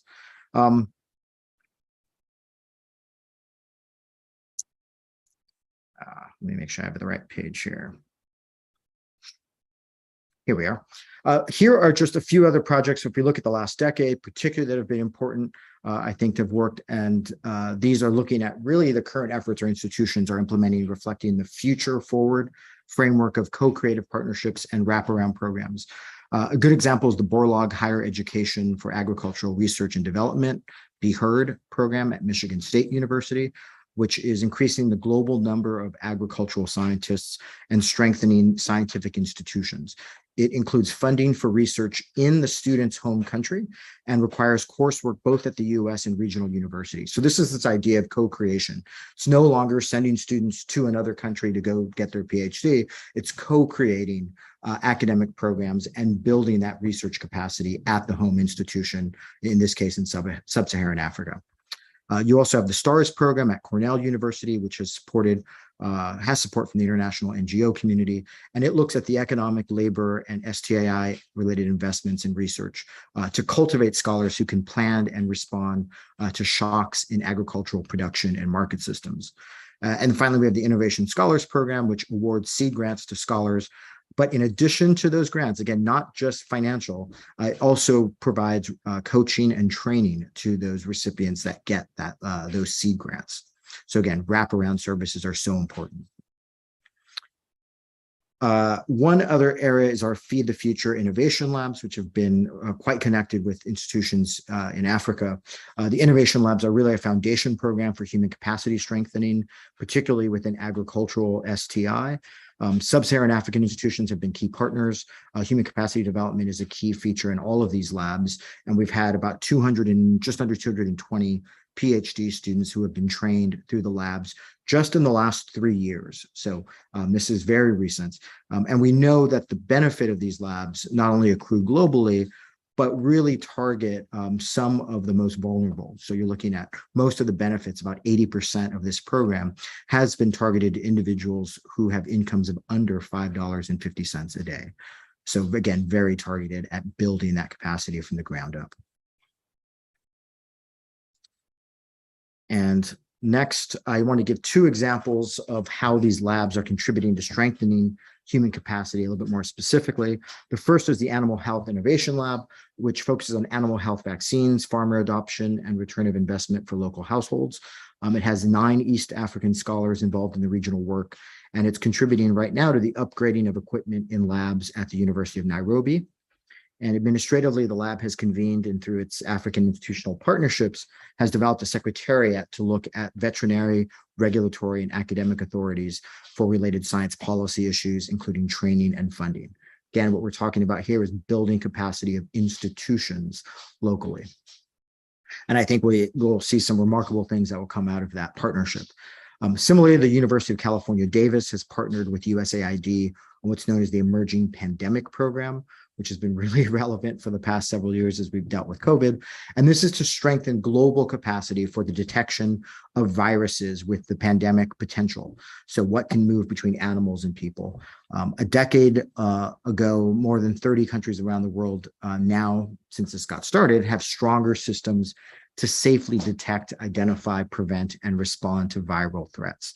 So when we talk about human capacity, part of this is making sure that we are taking care of our communities and responding to health issues so that there is population to continue to develop and strengthen. And this has predict what it's known as has been led by the School of Veterinary Medicine with One Health surveillance and looks at some collaborative approaches to understanding how infectious disease risk interfaces between animals and humans, and has identified over 900 novel viruses and 200 known viruses to date. The PREDICT trained workforce of over almost 7,000 people includes zoonotic disease specialists, lab scientists at more than 60 national universities and partner laboratories around the world. And it's been a great response and resource for what we've been seeing since COVID-19. And all of these activities have originated from over 40 years of partnership between US and African universities, made possible through funding, oftentimes by the US government, but also from foundations. And I want to end now, I realize I'm at time, with just a simple quote to keep us focused on why we're doing what we're doing around human capacity development. And I think this quote from the World Food Prize laureate and a renowned crop scientist, Dr. Ijeta, said it best: the sense of purpose in international agricultural research is not an end in and of itself. The purpose is to eradicate hunger, to feed people. So I want us to always keep the very basic concept, fundamental concept of why we do what we do in terms of building human capacity. And that is to improve the lives and livelihoods of our communities. And all of our partnerships, all of our research should really be framed with that in mind. Are we doing this to help improve the lives and livelihoods? So with that, thank you very much.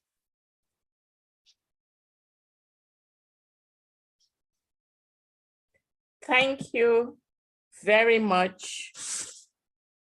It has been very interesting for us to learn about the activities of the Association of Public and Land Grant Universities.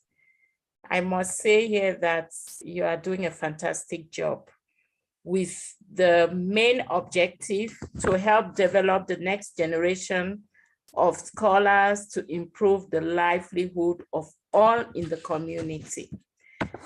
You've shared with us some of your concerns, which include the generational disconnect in Africa and the need for the development of new leaders for the workforce. Being the oldest association of higher education in the United States of America, I am sure RoForum is very, very happy with the partnership. And I thank you for identifying some future projects that you can carry out with RoForum, which include identifying the skill gaps and to determine the research priorities amongst others. Thank you very much, Mr. Borula, the Vice President for International Programs at the APLU. We move to the last speaker for session 2, and I am delighted to introduce another brother of mine, Dr. Stephen Onakose. He's the president of AgriNatura. You're welcome, Prof. I will listen to you. Thank you very much. Like other colleagues that have used PowerPoint to make their presentation, I don't do PowerPoint. I don't so much like being restrained to PowerPoint presentation. So let me start on the existing protocol. I'm honored by your invitation to share my thoughts on strengthening human capital development in Africa, where we are and what we are, what are the needed actions as part of the 18th RUFORUM annual general meetings of 2022, with the theme Strengthening Africa Agricultural Food System in the Post-COVID Era, Opportunity and Challenges. Just a quick direction, just for those of us who don't know what who AgriNatura are or what we do. AgriNatura is a network of 36 European life science universities and research organizations with a common interest in supporting agricultural development in a sustainable manner in order to improve people's lives. Therefore, AgriNatura seeks to nurture scientific excellence through joint research, educational and training programs, and projects that contribute to the achievement of the Sustainable Development Goals. AgriNatura, through its work of university research institutes and partners like RUFORUM, who is the co-organizer of this, have a strong tradition of focusing on capacity building using conventional teaching and research methodologies for education and training. This type of capacity development initiatives are focused on training undergraduate and postgraduate students.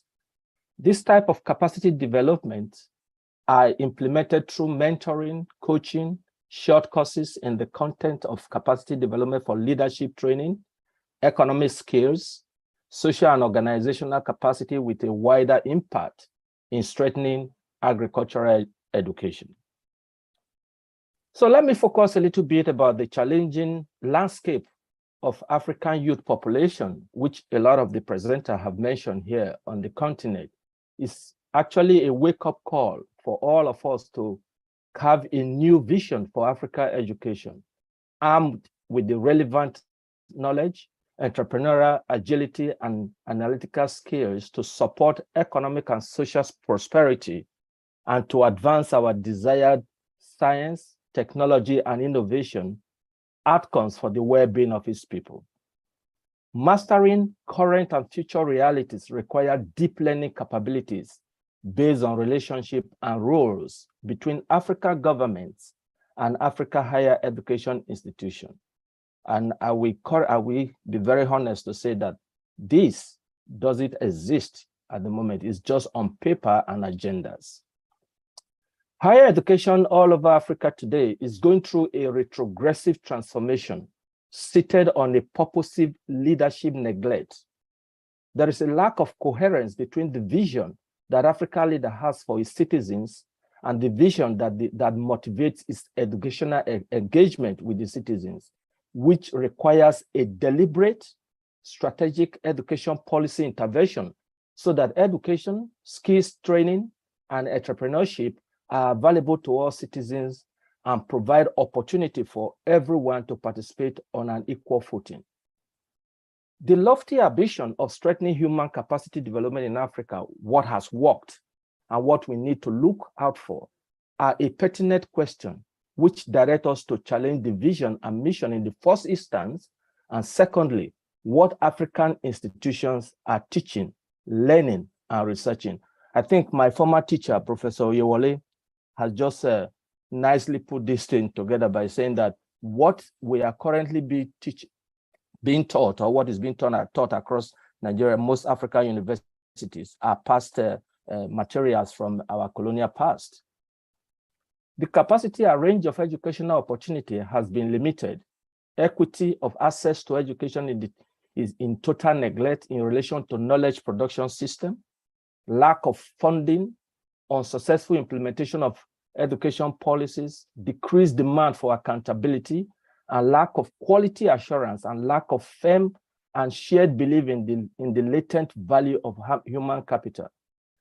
Let me share with you the Irish experience. We started with charting our educational future in 1995 that set out a comprehensive agenda for change that informed the Educational Act of 1998 and the Learning for Life.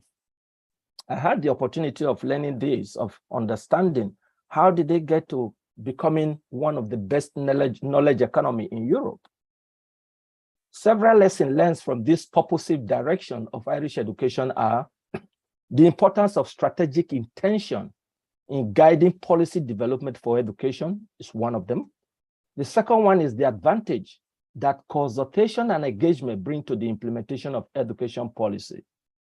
The centrality of social inclusion as a driver of education policy, a strong focus on maintaining the high quality of learning and outcomes, the coherence and effectiveness of conceptualizing education as a lifelong process, ensuring the availability of good quality data on the impact of policy on learner outcomes.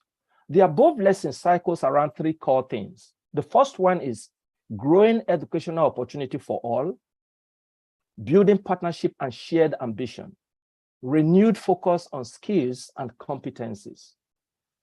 The current human capital development gap on the African continent must be accompanied by an educational system which is second to none, teaching, learning, and research education geared to the need and opportunities of African education, science, technology, and innovation, and of the modern world.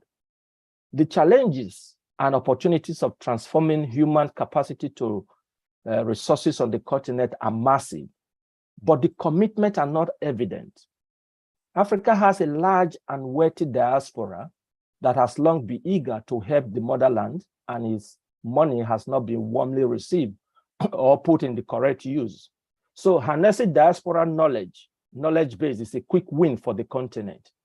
So the politicization, safety, lack of incentive, and the enabling environment for and of the diaspora base have over the years constrained the associated gains. So diaspora knowledge base will drive talent hunt, amplify impact through active cross-disciplinary collaboration across countries, regions, nationally and internationally, while inspiring a new generation into active innovation, entrepreneurship, development, and strategic collaboration with industry. Therefore, the content of African education must be domesticated to create national significance.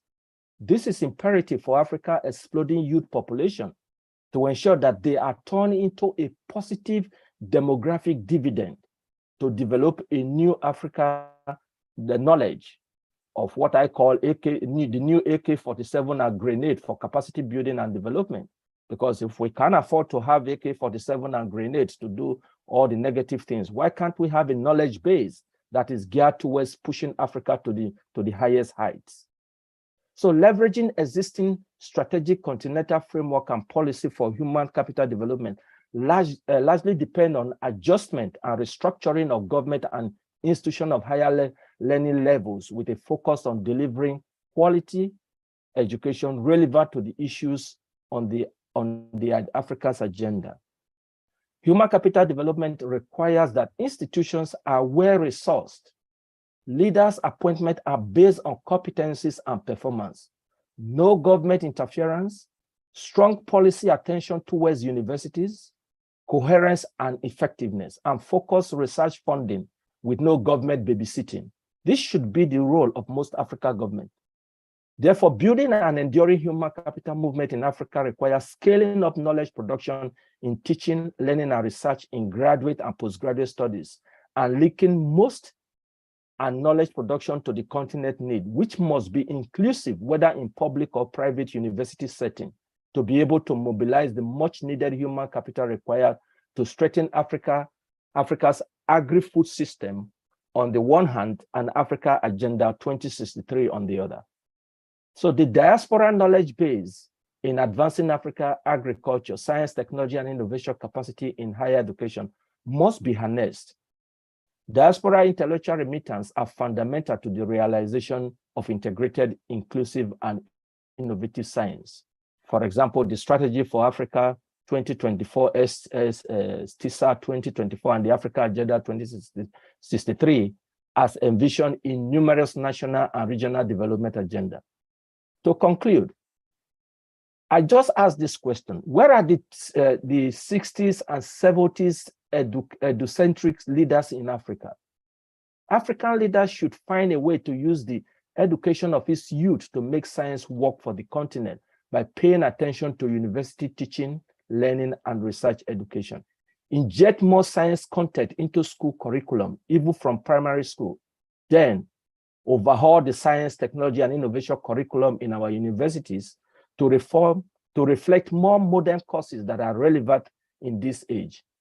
Quality education will bring about creativity and innovation and ingenuity, which are key in our economy.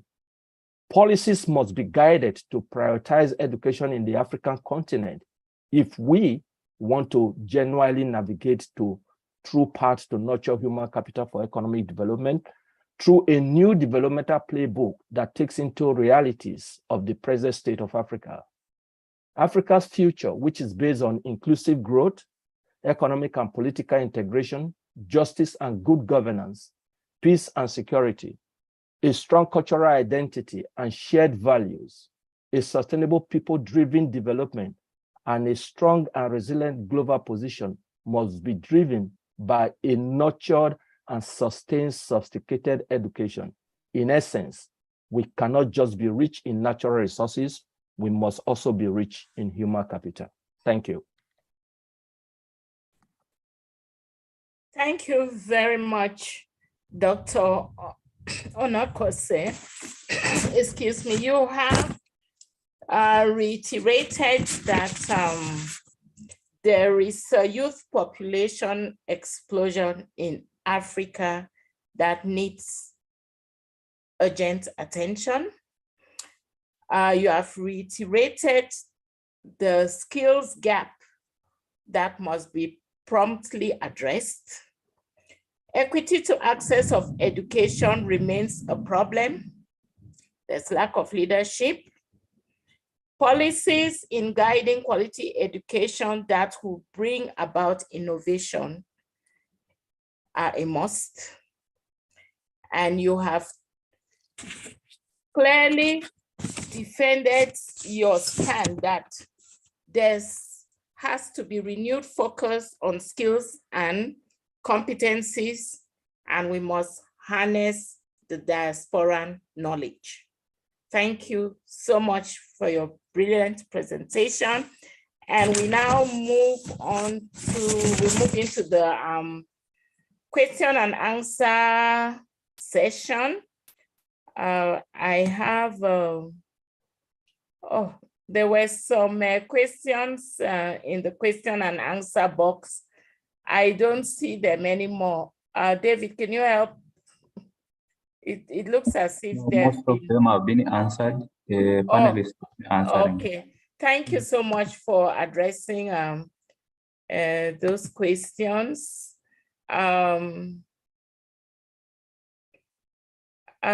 rest of what I see in the chat box, just acknowledgements and gratitude for all the brilliant presentations from our panelists so far. So if there's any other question, please, you can raise your hand and David would is going to coordinate that if there are any more questions. There are no raised hands. Maybe we can go ahead. Okay, so we are going to move to session 3. And session 3 is on other capacity development initiatives in Africa, lessons learned over the last decade.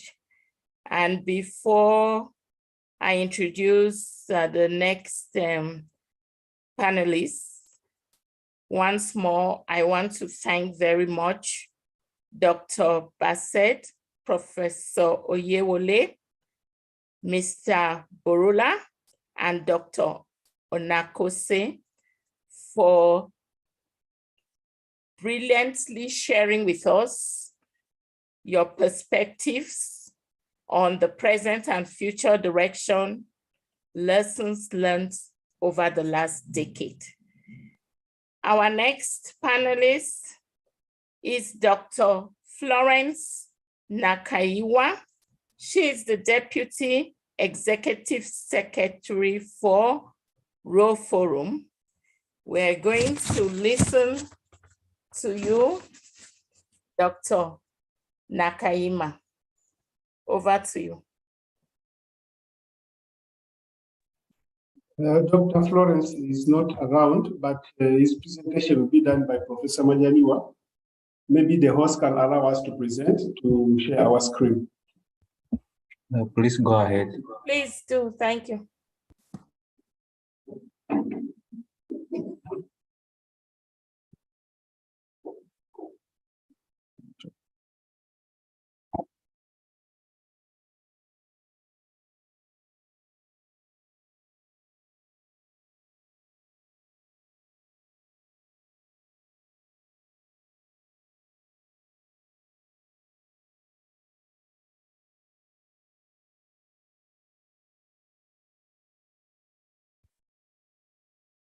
Can you put it on?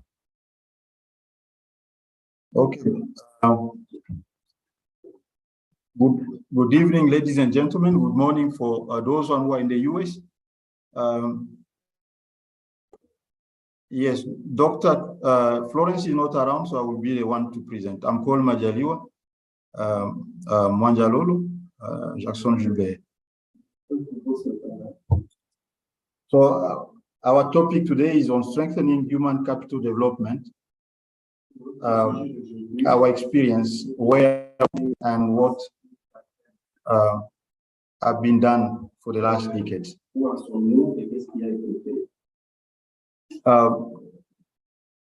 RoForum was created in 2004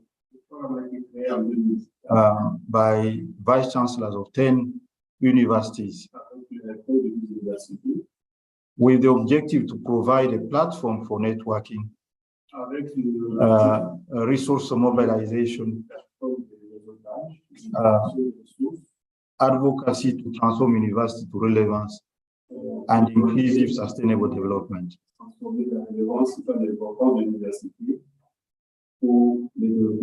The second objective is to rationalize resource use and enhance economic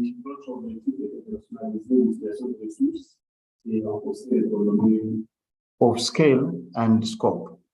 Then provide a platform for training quality graduates to support development processes in Africa.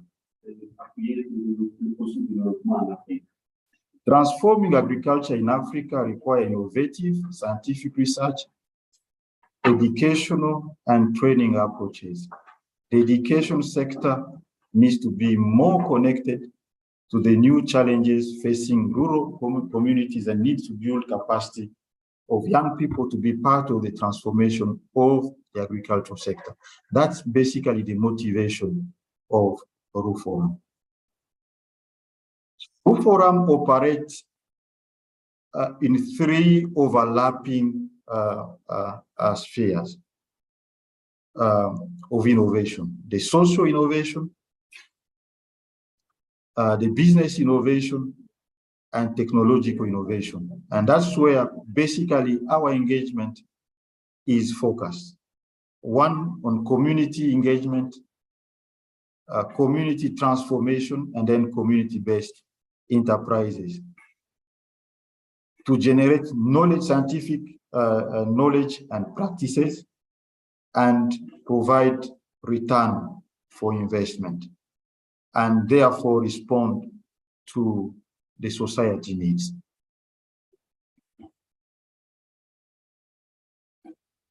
To enhance the educational value chain, RUFORAM has several schemes, including the postdoctoral training to allow retention of most the highly trained scientists within the continent and in our research institutions. We also have a program on PhD training to train the critical mass of high caliber scientists to fill the deficit in terms of innovation approaches for the continent. We also have a program for master training, where we are laying the foundation for early career researchers and build a critical mass of community change agents.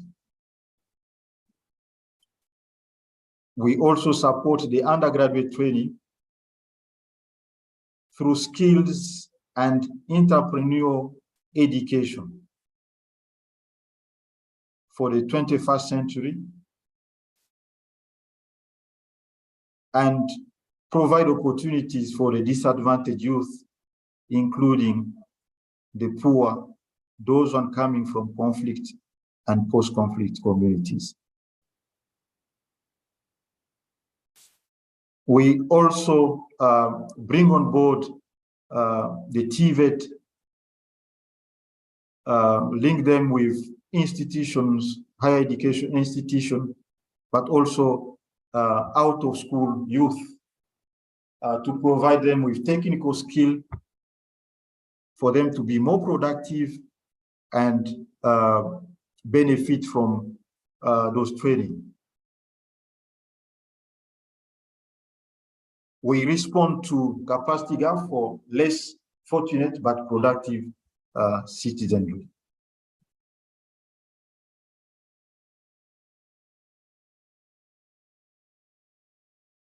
RUFORAM have trained several PhDs, postdoc, and MSCs across Africa, and we believe through the RUFORAM alumni, we are sowing the seeds of change.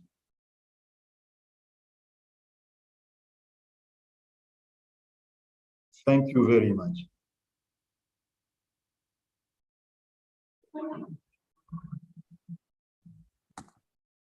Thank you very much for your presentation, all about RUFORAM. RUFORAM is focused on social innovation, technical innovation, business innovation. Are you done? Yes, I'm done. I'm done. Okay. So thank you very much for that presentation, which is all about RUFORAM, and has given us a bird's eye view of the many things that RUFORAM has been doing through the years to impact or contribute towards human capital development and research. It's true, RUFORAM has done a lot to enhance the educational value chain. And I must state here that my university from this academic year is also participating in the GTA program of RUFORAM by bringing in some PhD students to study in the university for which I'm Vice Chancellor, and we are also sending out some of our students. And so thank you so much for that presentation. We're going to move to the next panelist, Dr. Richard Wakesa. Dr. Wakesa is the principal of Bukola Agricultural College. And his profile is being displayed for us. And so we are ready to listen to Dr. Wakasa. Dr. Wakasa, you have the floor.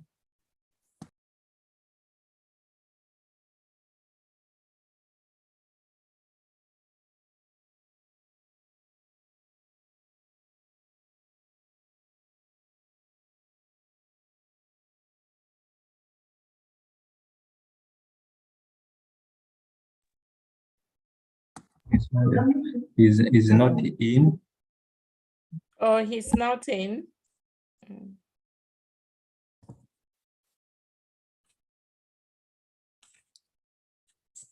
Okay. I want to invite participants, if they have any questions for the last speaker, you can go ahead. Raise your hand and, we'll address any questions that you may have. Is a raised hand. Okay, Yes, me. that's Dr. Dr. Bassett. Okay. Sure.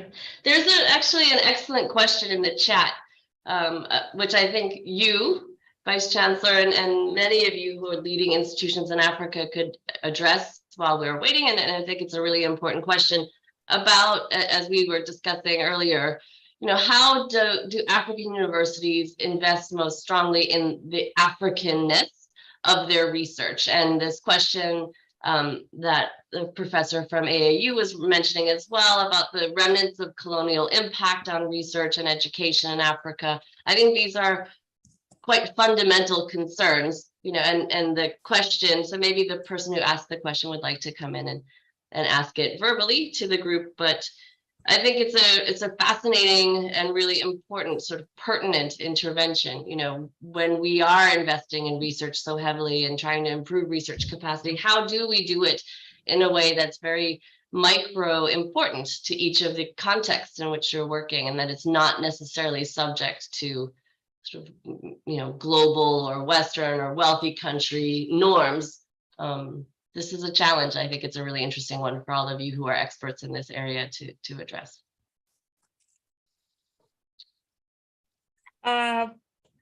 Professor Oyewole.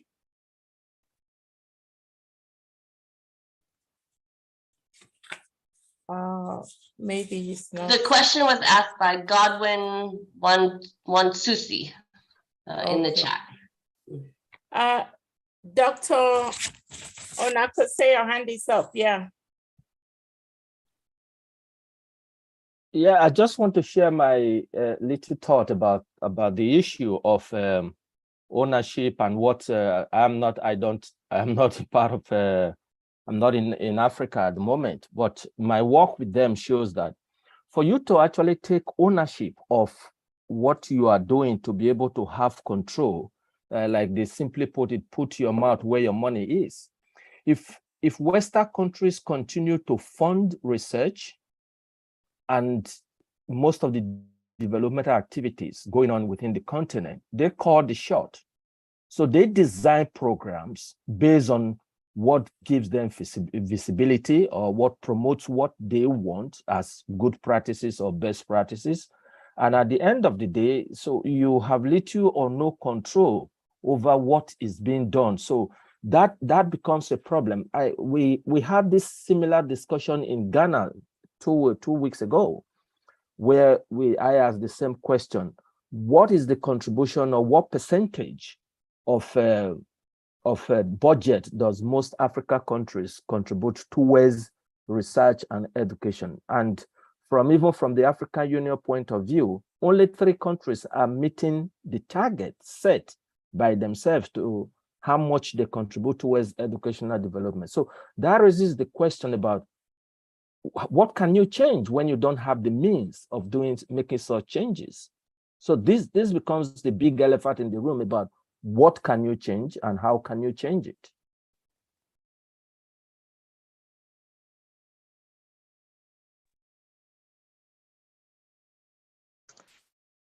I'm sorry, we're having bad weather here and I lost you for a while. so I am just rejoining. I trust you addressed the question.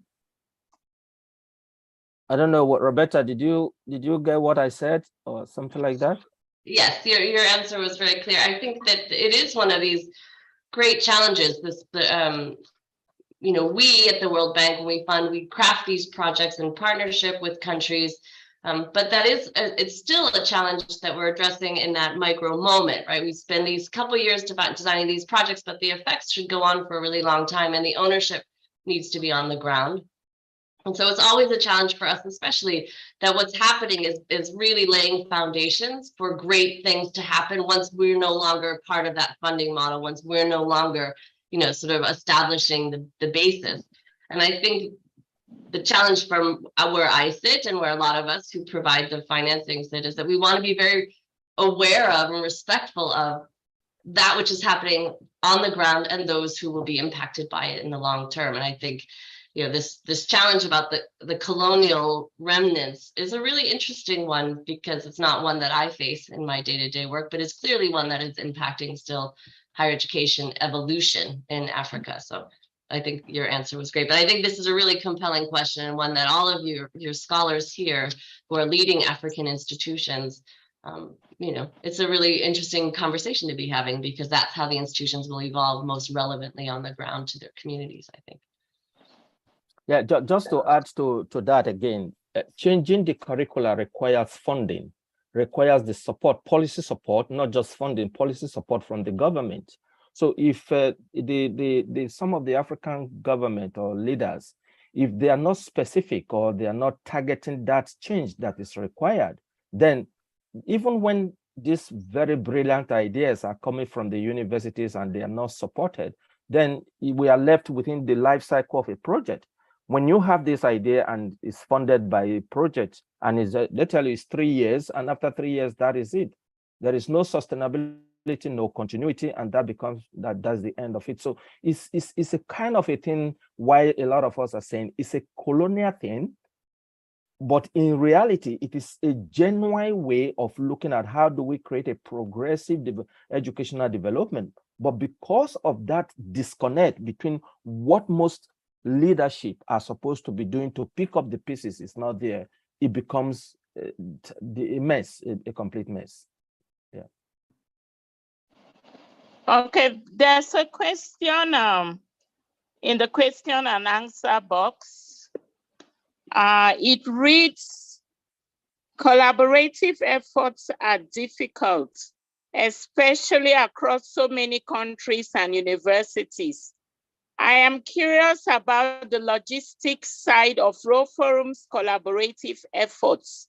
More specifically, how do you plan to share the fruits of research and training opportunities coming out of RoForum to make sure that new ideas and initiatives are not lost across participants' institutions?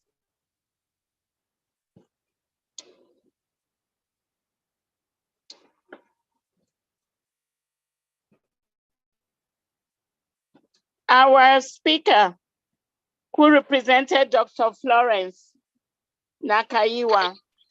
Professor Adepala has his hand up as well. Okay. Prof, go ahead. I'm sorry, I can't see you. I'm on my cell phone. We have internet issues right now. Go ahead. Moderator and body chair, let me retract and get back to the previous questions. And I fully agree with my colleague Onakuse on his comments. But I still think that as academician and his institution, we must continue to be on the policy dialogue tables so that we keep pushing the agenda. We should not give up. Change takes time, but we need to be pressing it. This is why you see that in some countries where you have really strong policy, university policy linkages, they give a sense of direction. Secondly, I think the onus is also on us as researchers. Our countries have defined development policies. we need to make efforts so that whatever research we do, we try to contribute to those development strategies. How is our work, for example, contributing to the science, technology, and innovation strategy, or broadly the Africa agenda? Various countries, whether Malawi have got these strategies and others, how are we aligning what we're doing to that? Importantly, we need to demonstrate the contribution we are making to development agenda so that the universities' voices are being heard, that our impact are felt at the needed points, business sector, the community development. They would like to see our engagement and that we are helping to contribute to them. Finally, with respect to the last question, is that universities must create platform, and Reforum is working with universities to create a platform where we are linking with other actors so that we are not only talking to ourselves as universities. How do we link with research institutions? How do we link with advisory services? And then how do we even engage policymakers? And that is why we often have this reflection platform, including this one, so that we're able to identify the issues, what are the gaps, what are the opportunities. But we also organize periodic learning events for both the universities and communities and others, so that we jointly reflect on what is working, what is not working, where do we move from here. For Reforum, we are also engaging very regularly in a high-level policy dialogue to inform policy. For example, we have the Committee of 10 Heads of States, championing education in Africa. It took the courage of African vice chancellors to put it to the African Union that please, we need a focused high-level group to deal with the issues of education, science, and technology. At Reforum, let's take the case of the World Bank funding for the African Centers of Excellence. It took bringing the ministers together and said, this is an important investment opportunity for African universities. We would like your countries to take advantage. And that's where you see Malawi, Mozambique responding. And we are still going to convene another meeting in December to see how we can still work across our countries to build capacity for the continent. It is a continuous effort, and I call upon all of us, including our partners. We need a common voice. We need this sort of platform events to get what are the critical issues, try to map out the action points. Thank you.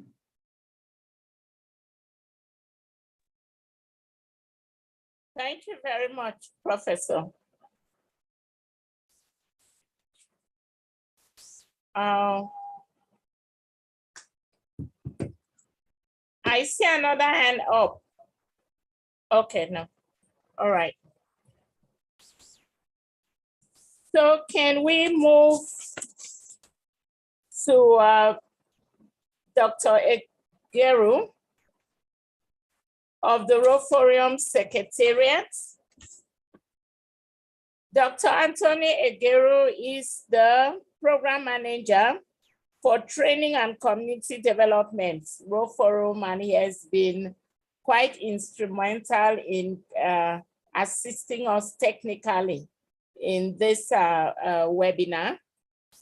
And Dr. Egeru is going to give us a summary of key messages and recommendations. Over to you.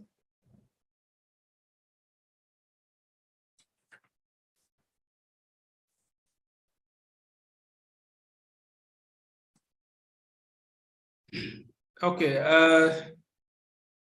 thank you very much, Board Chair. My task is very simple this evening, but also first to thank all the speakers that have made this event worthwhile, and for the participants for keeping online throughout through the course of this meeting and the event. The key facts and issues arising are really fast around when we start from the presentation from Prof. Adipala and highlighting and welcoming the panelists. But if Prof. Adipala pointed out one key fact and issues around human capital development being an engine for development and equalizer of opportunities. And reiterating the fact that higher education institutions have a key responsibility in shaping the process of how human capital development leads to, drives the development processes, but also helps to create greater benefit. And reiterated the need for greater investment into higher education.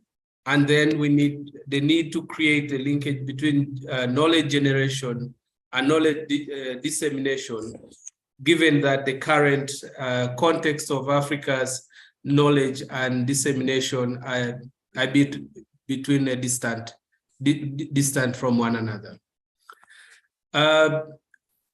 Dr. Oliver Kiproi-Kitui took us through a journey of quite interesting facts. But one of the issues and key again that comes and runs across is the potential and the role of human capital development in reducing and addressing poverty, and also the issue around how young people within the continent are rapidly joining the labor market, but the jobs that are available that are being created are not matching up with the rate at which young people are joining the labor market, and calling that the African continent needs to create at least 25 million jobs annually. This is quite a huge tall order, and he reiterated that certainly we know how to get this going, but we do not have a uniform fixing solution for all different countries, given the Africa's diversity in unity, or unity in diversity.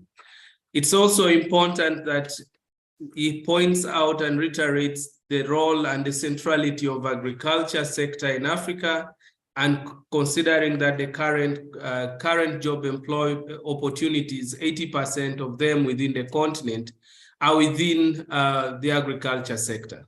But also these are low-paying jobs. So the question then is, how do we begin to raise, but also how do we begin to expand job opportunities?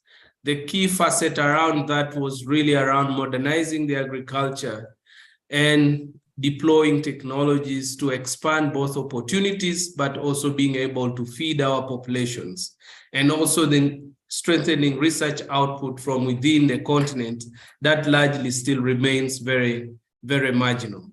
It gave us 3 key takeaway priority actions of intervention, but also 2 key takeaways.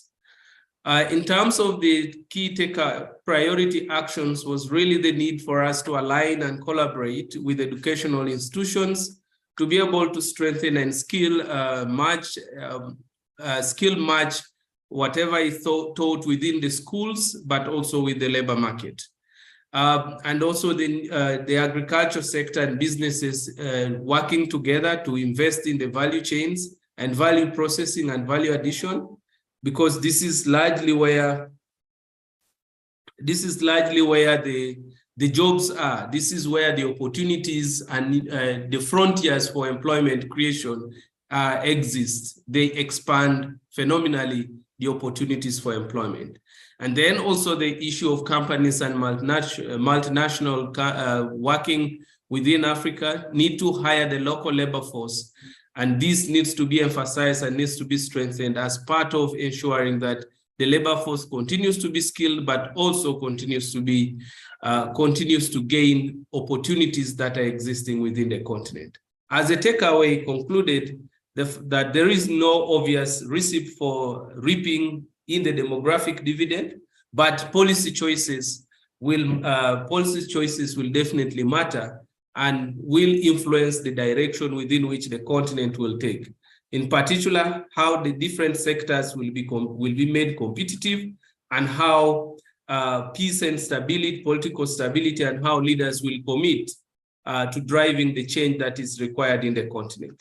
The second being that promoting light manufacturing will simply be, will help to close the gap and therefore create opportunities across the diverse value chains by ensuring that low wages alone that do not create, do not attract the investors are able to be raised up for the benefit of the people.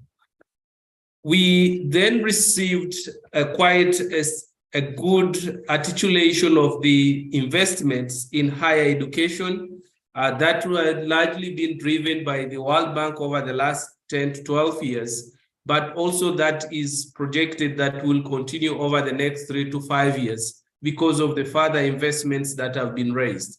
And these are largely around African centers of excellency and the phenomenal progress that the African centers of excellency have delivered into the continent. But largely centered that the African centers of excellency largely seeks to improve education, training, and applied research at postgraduate level in key priority fields, including science, technology, engineering, mathematics, largely STEM, but also agriculture, health, industry, and the related fields. The appreciation here is that the intervention and the model of the African Centers of Excellence is diverse, but also integrated in a way that it is able to reinforce those that are coming, the human capital that is coming from these diverse fields are able to reinforce each other to drive economic progress in the continent. So the idea within the African Centers of Excellence being to strengthen specialized and international recognized postgraduate training programs, and also providing learning resources, but also establishing linkages with companies and indeed government agencies. And this basically ensuring that there is proper demand articulation within these agencies to ensure that universities are able to be responsive to the demands that to the demands of such agencies in order to guide and provide evidence-based decision-making. And also ensure that African universities are working with one another, but also working across the continent and across the oceans with other agencies across the world. Dr. Roberta put across the basis for the creation of the African Centers of Excellency was really largely around the need for agricultural transformation and skills, but also they highlighted the issue of the skills gap that still remains a critical constraint to realizing Africa's food systems potential, and noting that the youth needs still need a balanced, youth still need balanced skills. Sorry, I just need to cancel this poll. Broader technology adoption by farmers is still very limited. There's also the issues of misalignment of investment in higher education as well as in TVET sector, but also there's a recognition of the growing need that the skills gap in higher education continue to undermine the progress of development. In terms of the direction that it's the African Centers of Excellence is moving, particularly she pointed out to the fact that the African Centers of Excellence too has also received additional financing, and this is going to continue particularly with the Mozambique and Malawi that whose countries signed up for this financing. So in general is that Dr. Roberta has articulated that the African Centers of Excellence program and model has provided a direction for the continent on how investments in higher education need to be made. I also directly therefore call upon participants to particularly take interest in reading more documents about the model of the African Centers of Excellence and how it operates, because it's a good functional model for investment. We received a a presentation from Professor Olusola, really on where are we and what are the needed actions. But he reiterated for me 3 key issues on where are we. First, the number of young people will continue to double, and we need the fact that we need to put these young people into productive use.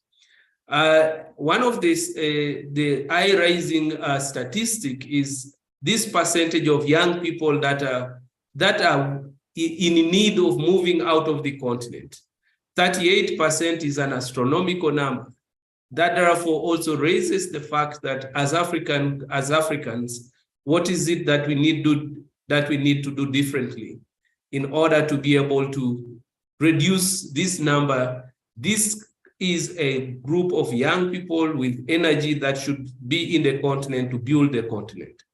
We still have a low human capital indicators, malnutrition, unemployment, stunting, and early childhood deaths. These are all low human capital indicators that need to be addressed. But the issue was that it didn't stop onto the Book of Lamentations on how bad the situation is, but he also provided direction on what are the needed actions. Investing in young people through education, improving infrastructure, addressing gender gap, as well as training, particularly the girls and women, investing in agriculture, quality, quantity, as well as reducing price. These are all issues that needed actions. Improving learning processes and promoting lifelong learning, including the use of ICT as well as digitalization, and the issues around focusing on skills acquisition. But he also pointed out on the march, which is something very critical, that the issue around that has happened with the creation of African Research Innovation Network, that is to take charge of Africa's innovation leadership. This is quite phenomenal and points out to that the solutions are within the continent. The issue is we need to translate them into action. We received the presentation from Dr. Brola, APLU interface, and largely pointing first is that why is Africa the centerpiece of interest now is because Africa represents the future, because that's where growth will be, and Africa will be driving growth. In terms of the future of growth, the statistic shows 64%. Most of the other regions are marginal, or in other words, will be experiencing a negative growth pattern by 2100. So that therefore puts us as Africans at the centerpiece of the world, and therefore, but raises the need for us to take action. In terms of the interaction between APLU and Ru Forum, he raised the issues that there is need to ensure that we continue to do advocacy, but also engage more intentionally. We need to identify skills gaps and program and do a program framework that delivers both technical and managerial human capacity, and also ensure that we jointly and collaboratively determine research priorities that align with economic growth goals of both Africa and the Western world. Now, one of the things that Dr. Brola pointed us to is that as Africa pushes the need to develop, we do not need to repeat the mistakes that the United States has done. Unequal growth and unequitable growth. So we therefore need to learn from the mistakes that, for example, the United States has taken, and we build to ensure that we do not repeat on those mistakes. So there are other things that he pointed out in terms of the interventions that APLU has taken, in terms of training the scholars in partnership with the US institutions, providing access to technical leadership and wrap up around mentoring, which is very important for ensuring that you build a successful cadre of young people, but also building the research capacity at African institutions, as well as ensuring that regional consortia are functional. because this then ensures sustainability in terms of all the interventions that would have been invested on. Professor Nakuse from AgriNatura pushed us a little bit more in terms of how do we push and the issues around the need for deep learning capacities are urgently required in the continent, and these currently are largely absent. And they exist on paper, but not in practice. And the issue of that the Africa's higher education is on a retrogressive pathway. And therefore it requires a deliberate policy options to make a turnaround. Otherwise, we might be on the trajectory of a completely negative pathway. But also pointing out to the Irish models and experiences from the Irish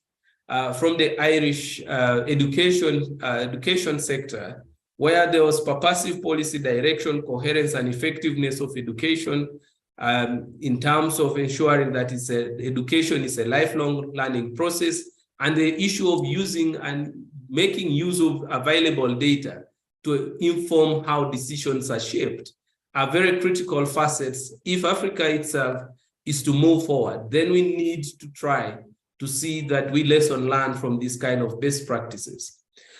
He pointed out the issues around diaspora knowledge, how it can contribute to acceleration of innovation, largely by strengthening innovation capacity within the continent. And this need to be tapped continuously, because the diaspora can have a contribution to the direction of the continent's growth. But we need to also build human capital in Africa, because if we are building human capital development in the continent, it largely requires scaling knowledge production. But he called for reform in curricula within universities, largely to be able to bring modern and relevant knowledge and skills that respond to the modern realities. And he concluded with, we cannot afford to be rich in natural resources alone, but we must become rich in human capital as well. So in terms of the presentation that was made by Prof. Majaliwa, there are three key issues that I would like to put across. Largely, first is that the foundation of RUFORUM is around three fundamental issues: convergence of opportunities, and leveraging strengths, shared resources within the network, and pointing out the issue that transforming agriculture will largely require innovation, but that innovation needs to have an active participation of young people. And in terms of community transformation, both three facets are required. Social, economic, and technological innovation is required to shape and help drive community transformation. And RUFORUM has delivered on human capital development through multidimensional pathways for training. TVETs, out-of-school youth, undergraduate, master's, and PhD-based scholars are all trained using multidimensional, multi-pronged pathways within the RUFORUM fraternity. So in summary then, what threads across all these presentations and articulations is, one, there is need for us to recognize that education is still one of the major important pathways out of poverty. Two is that investment in human capital development, it needs to be accelerated within the continent, but not just investment in human capital, but also investment in human capital that leads to innovation, that should drive innovation to solve Africa's problems. And three, education needs to continue to be a lifelong process. For these need to utilize multidimensional pathways, and five, partnerships, collaborations, and mutual support will remain very paramount for achieving the success that we desire within the continent. Board Chair, I stop here. Thank you very much. Thank you so very much, Dr. Igiru, for capturing and presenting to us key messages and recommendations from this webinar. Permit me, before we get to closing remarks, I see in the question and answer box, I think 2 questions from Labam Owino, and it reads, I'm a student of Kababi, Kenya. I'm glad that I've followed RoForum tutorial. So my question is, can I get support to learn statistical softwares from this network? And I read here that Dr. Onakose would like to answer this question live. So I don't know if Dr. Onakose, are you there? Yes, I think I click on the wrong thing, but I'm not from RoForum, but there are a lot of statistical packages online which can be accessed. And if there is a specific need for that, she can avail of my email and get in touch, and I can provide some materials in that regard. Thank you. Thank you so very much. This will be also for the benefit of other participants who, you know, have the same concern. Okay, the other question, I think it's been answered. So we've addressed all of those. And I would, before calling Professor Adipala for his closing remarks, thank sincerely all our speakers and panelists for a job well done. It has been a very successful webinar. You have presented your perspectives on needed actions to strengthen human capital development in Africa. I would also extend special thanks to Professor Adipala and the RoForum Secretariat for organizing this dialogue, which has turned out to be educative, and we've seen our participants interact enthusiastically, either putting their questions in the Q&A box or in the chats. And we were able to keep most of the participants to the end. And I think that's a good benchmark, that it has been a successful dialogue. I want to thank David for his technical assistance during the webinar. And I reserve a special thank you to all our participants for staying with us, as I said, and for participating in this last pre-AGM dialogue. So I'm hoping that all of us will meet in Harare, as Prof. Adipala invited all of us at the beginning of this webinar. So I now call on Professor Adipala to give his closing remarks. My body chair, our moderator, Madam Vice Chancellor, thank you very much for the opportunity.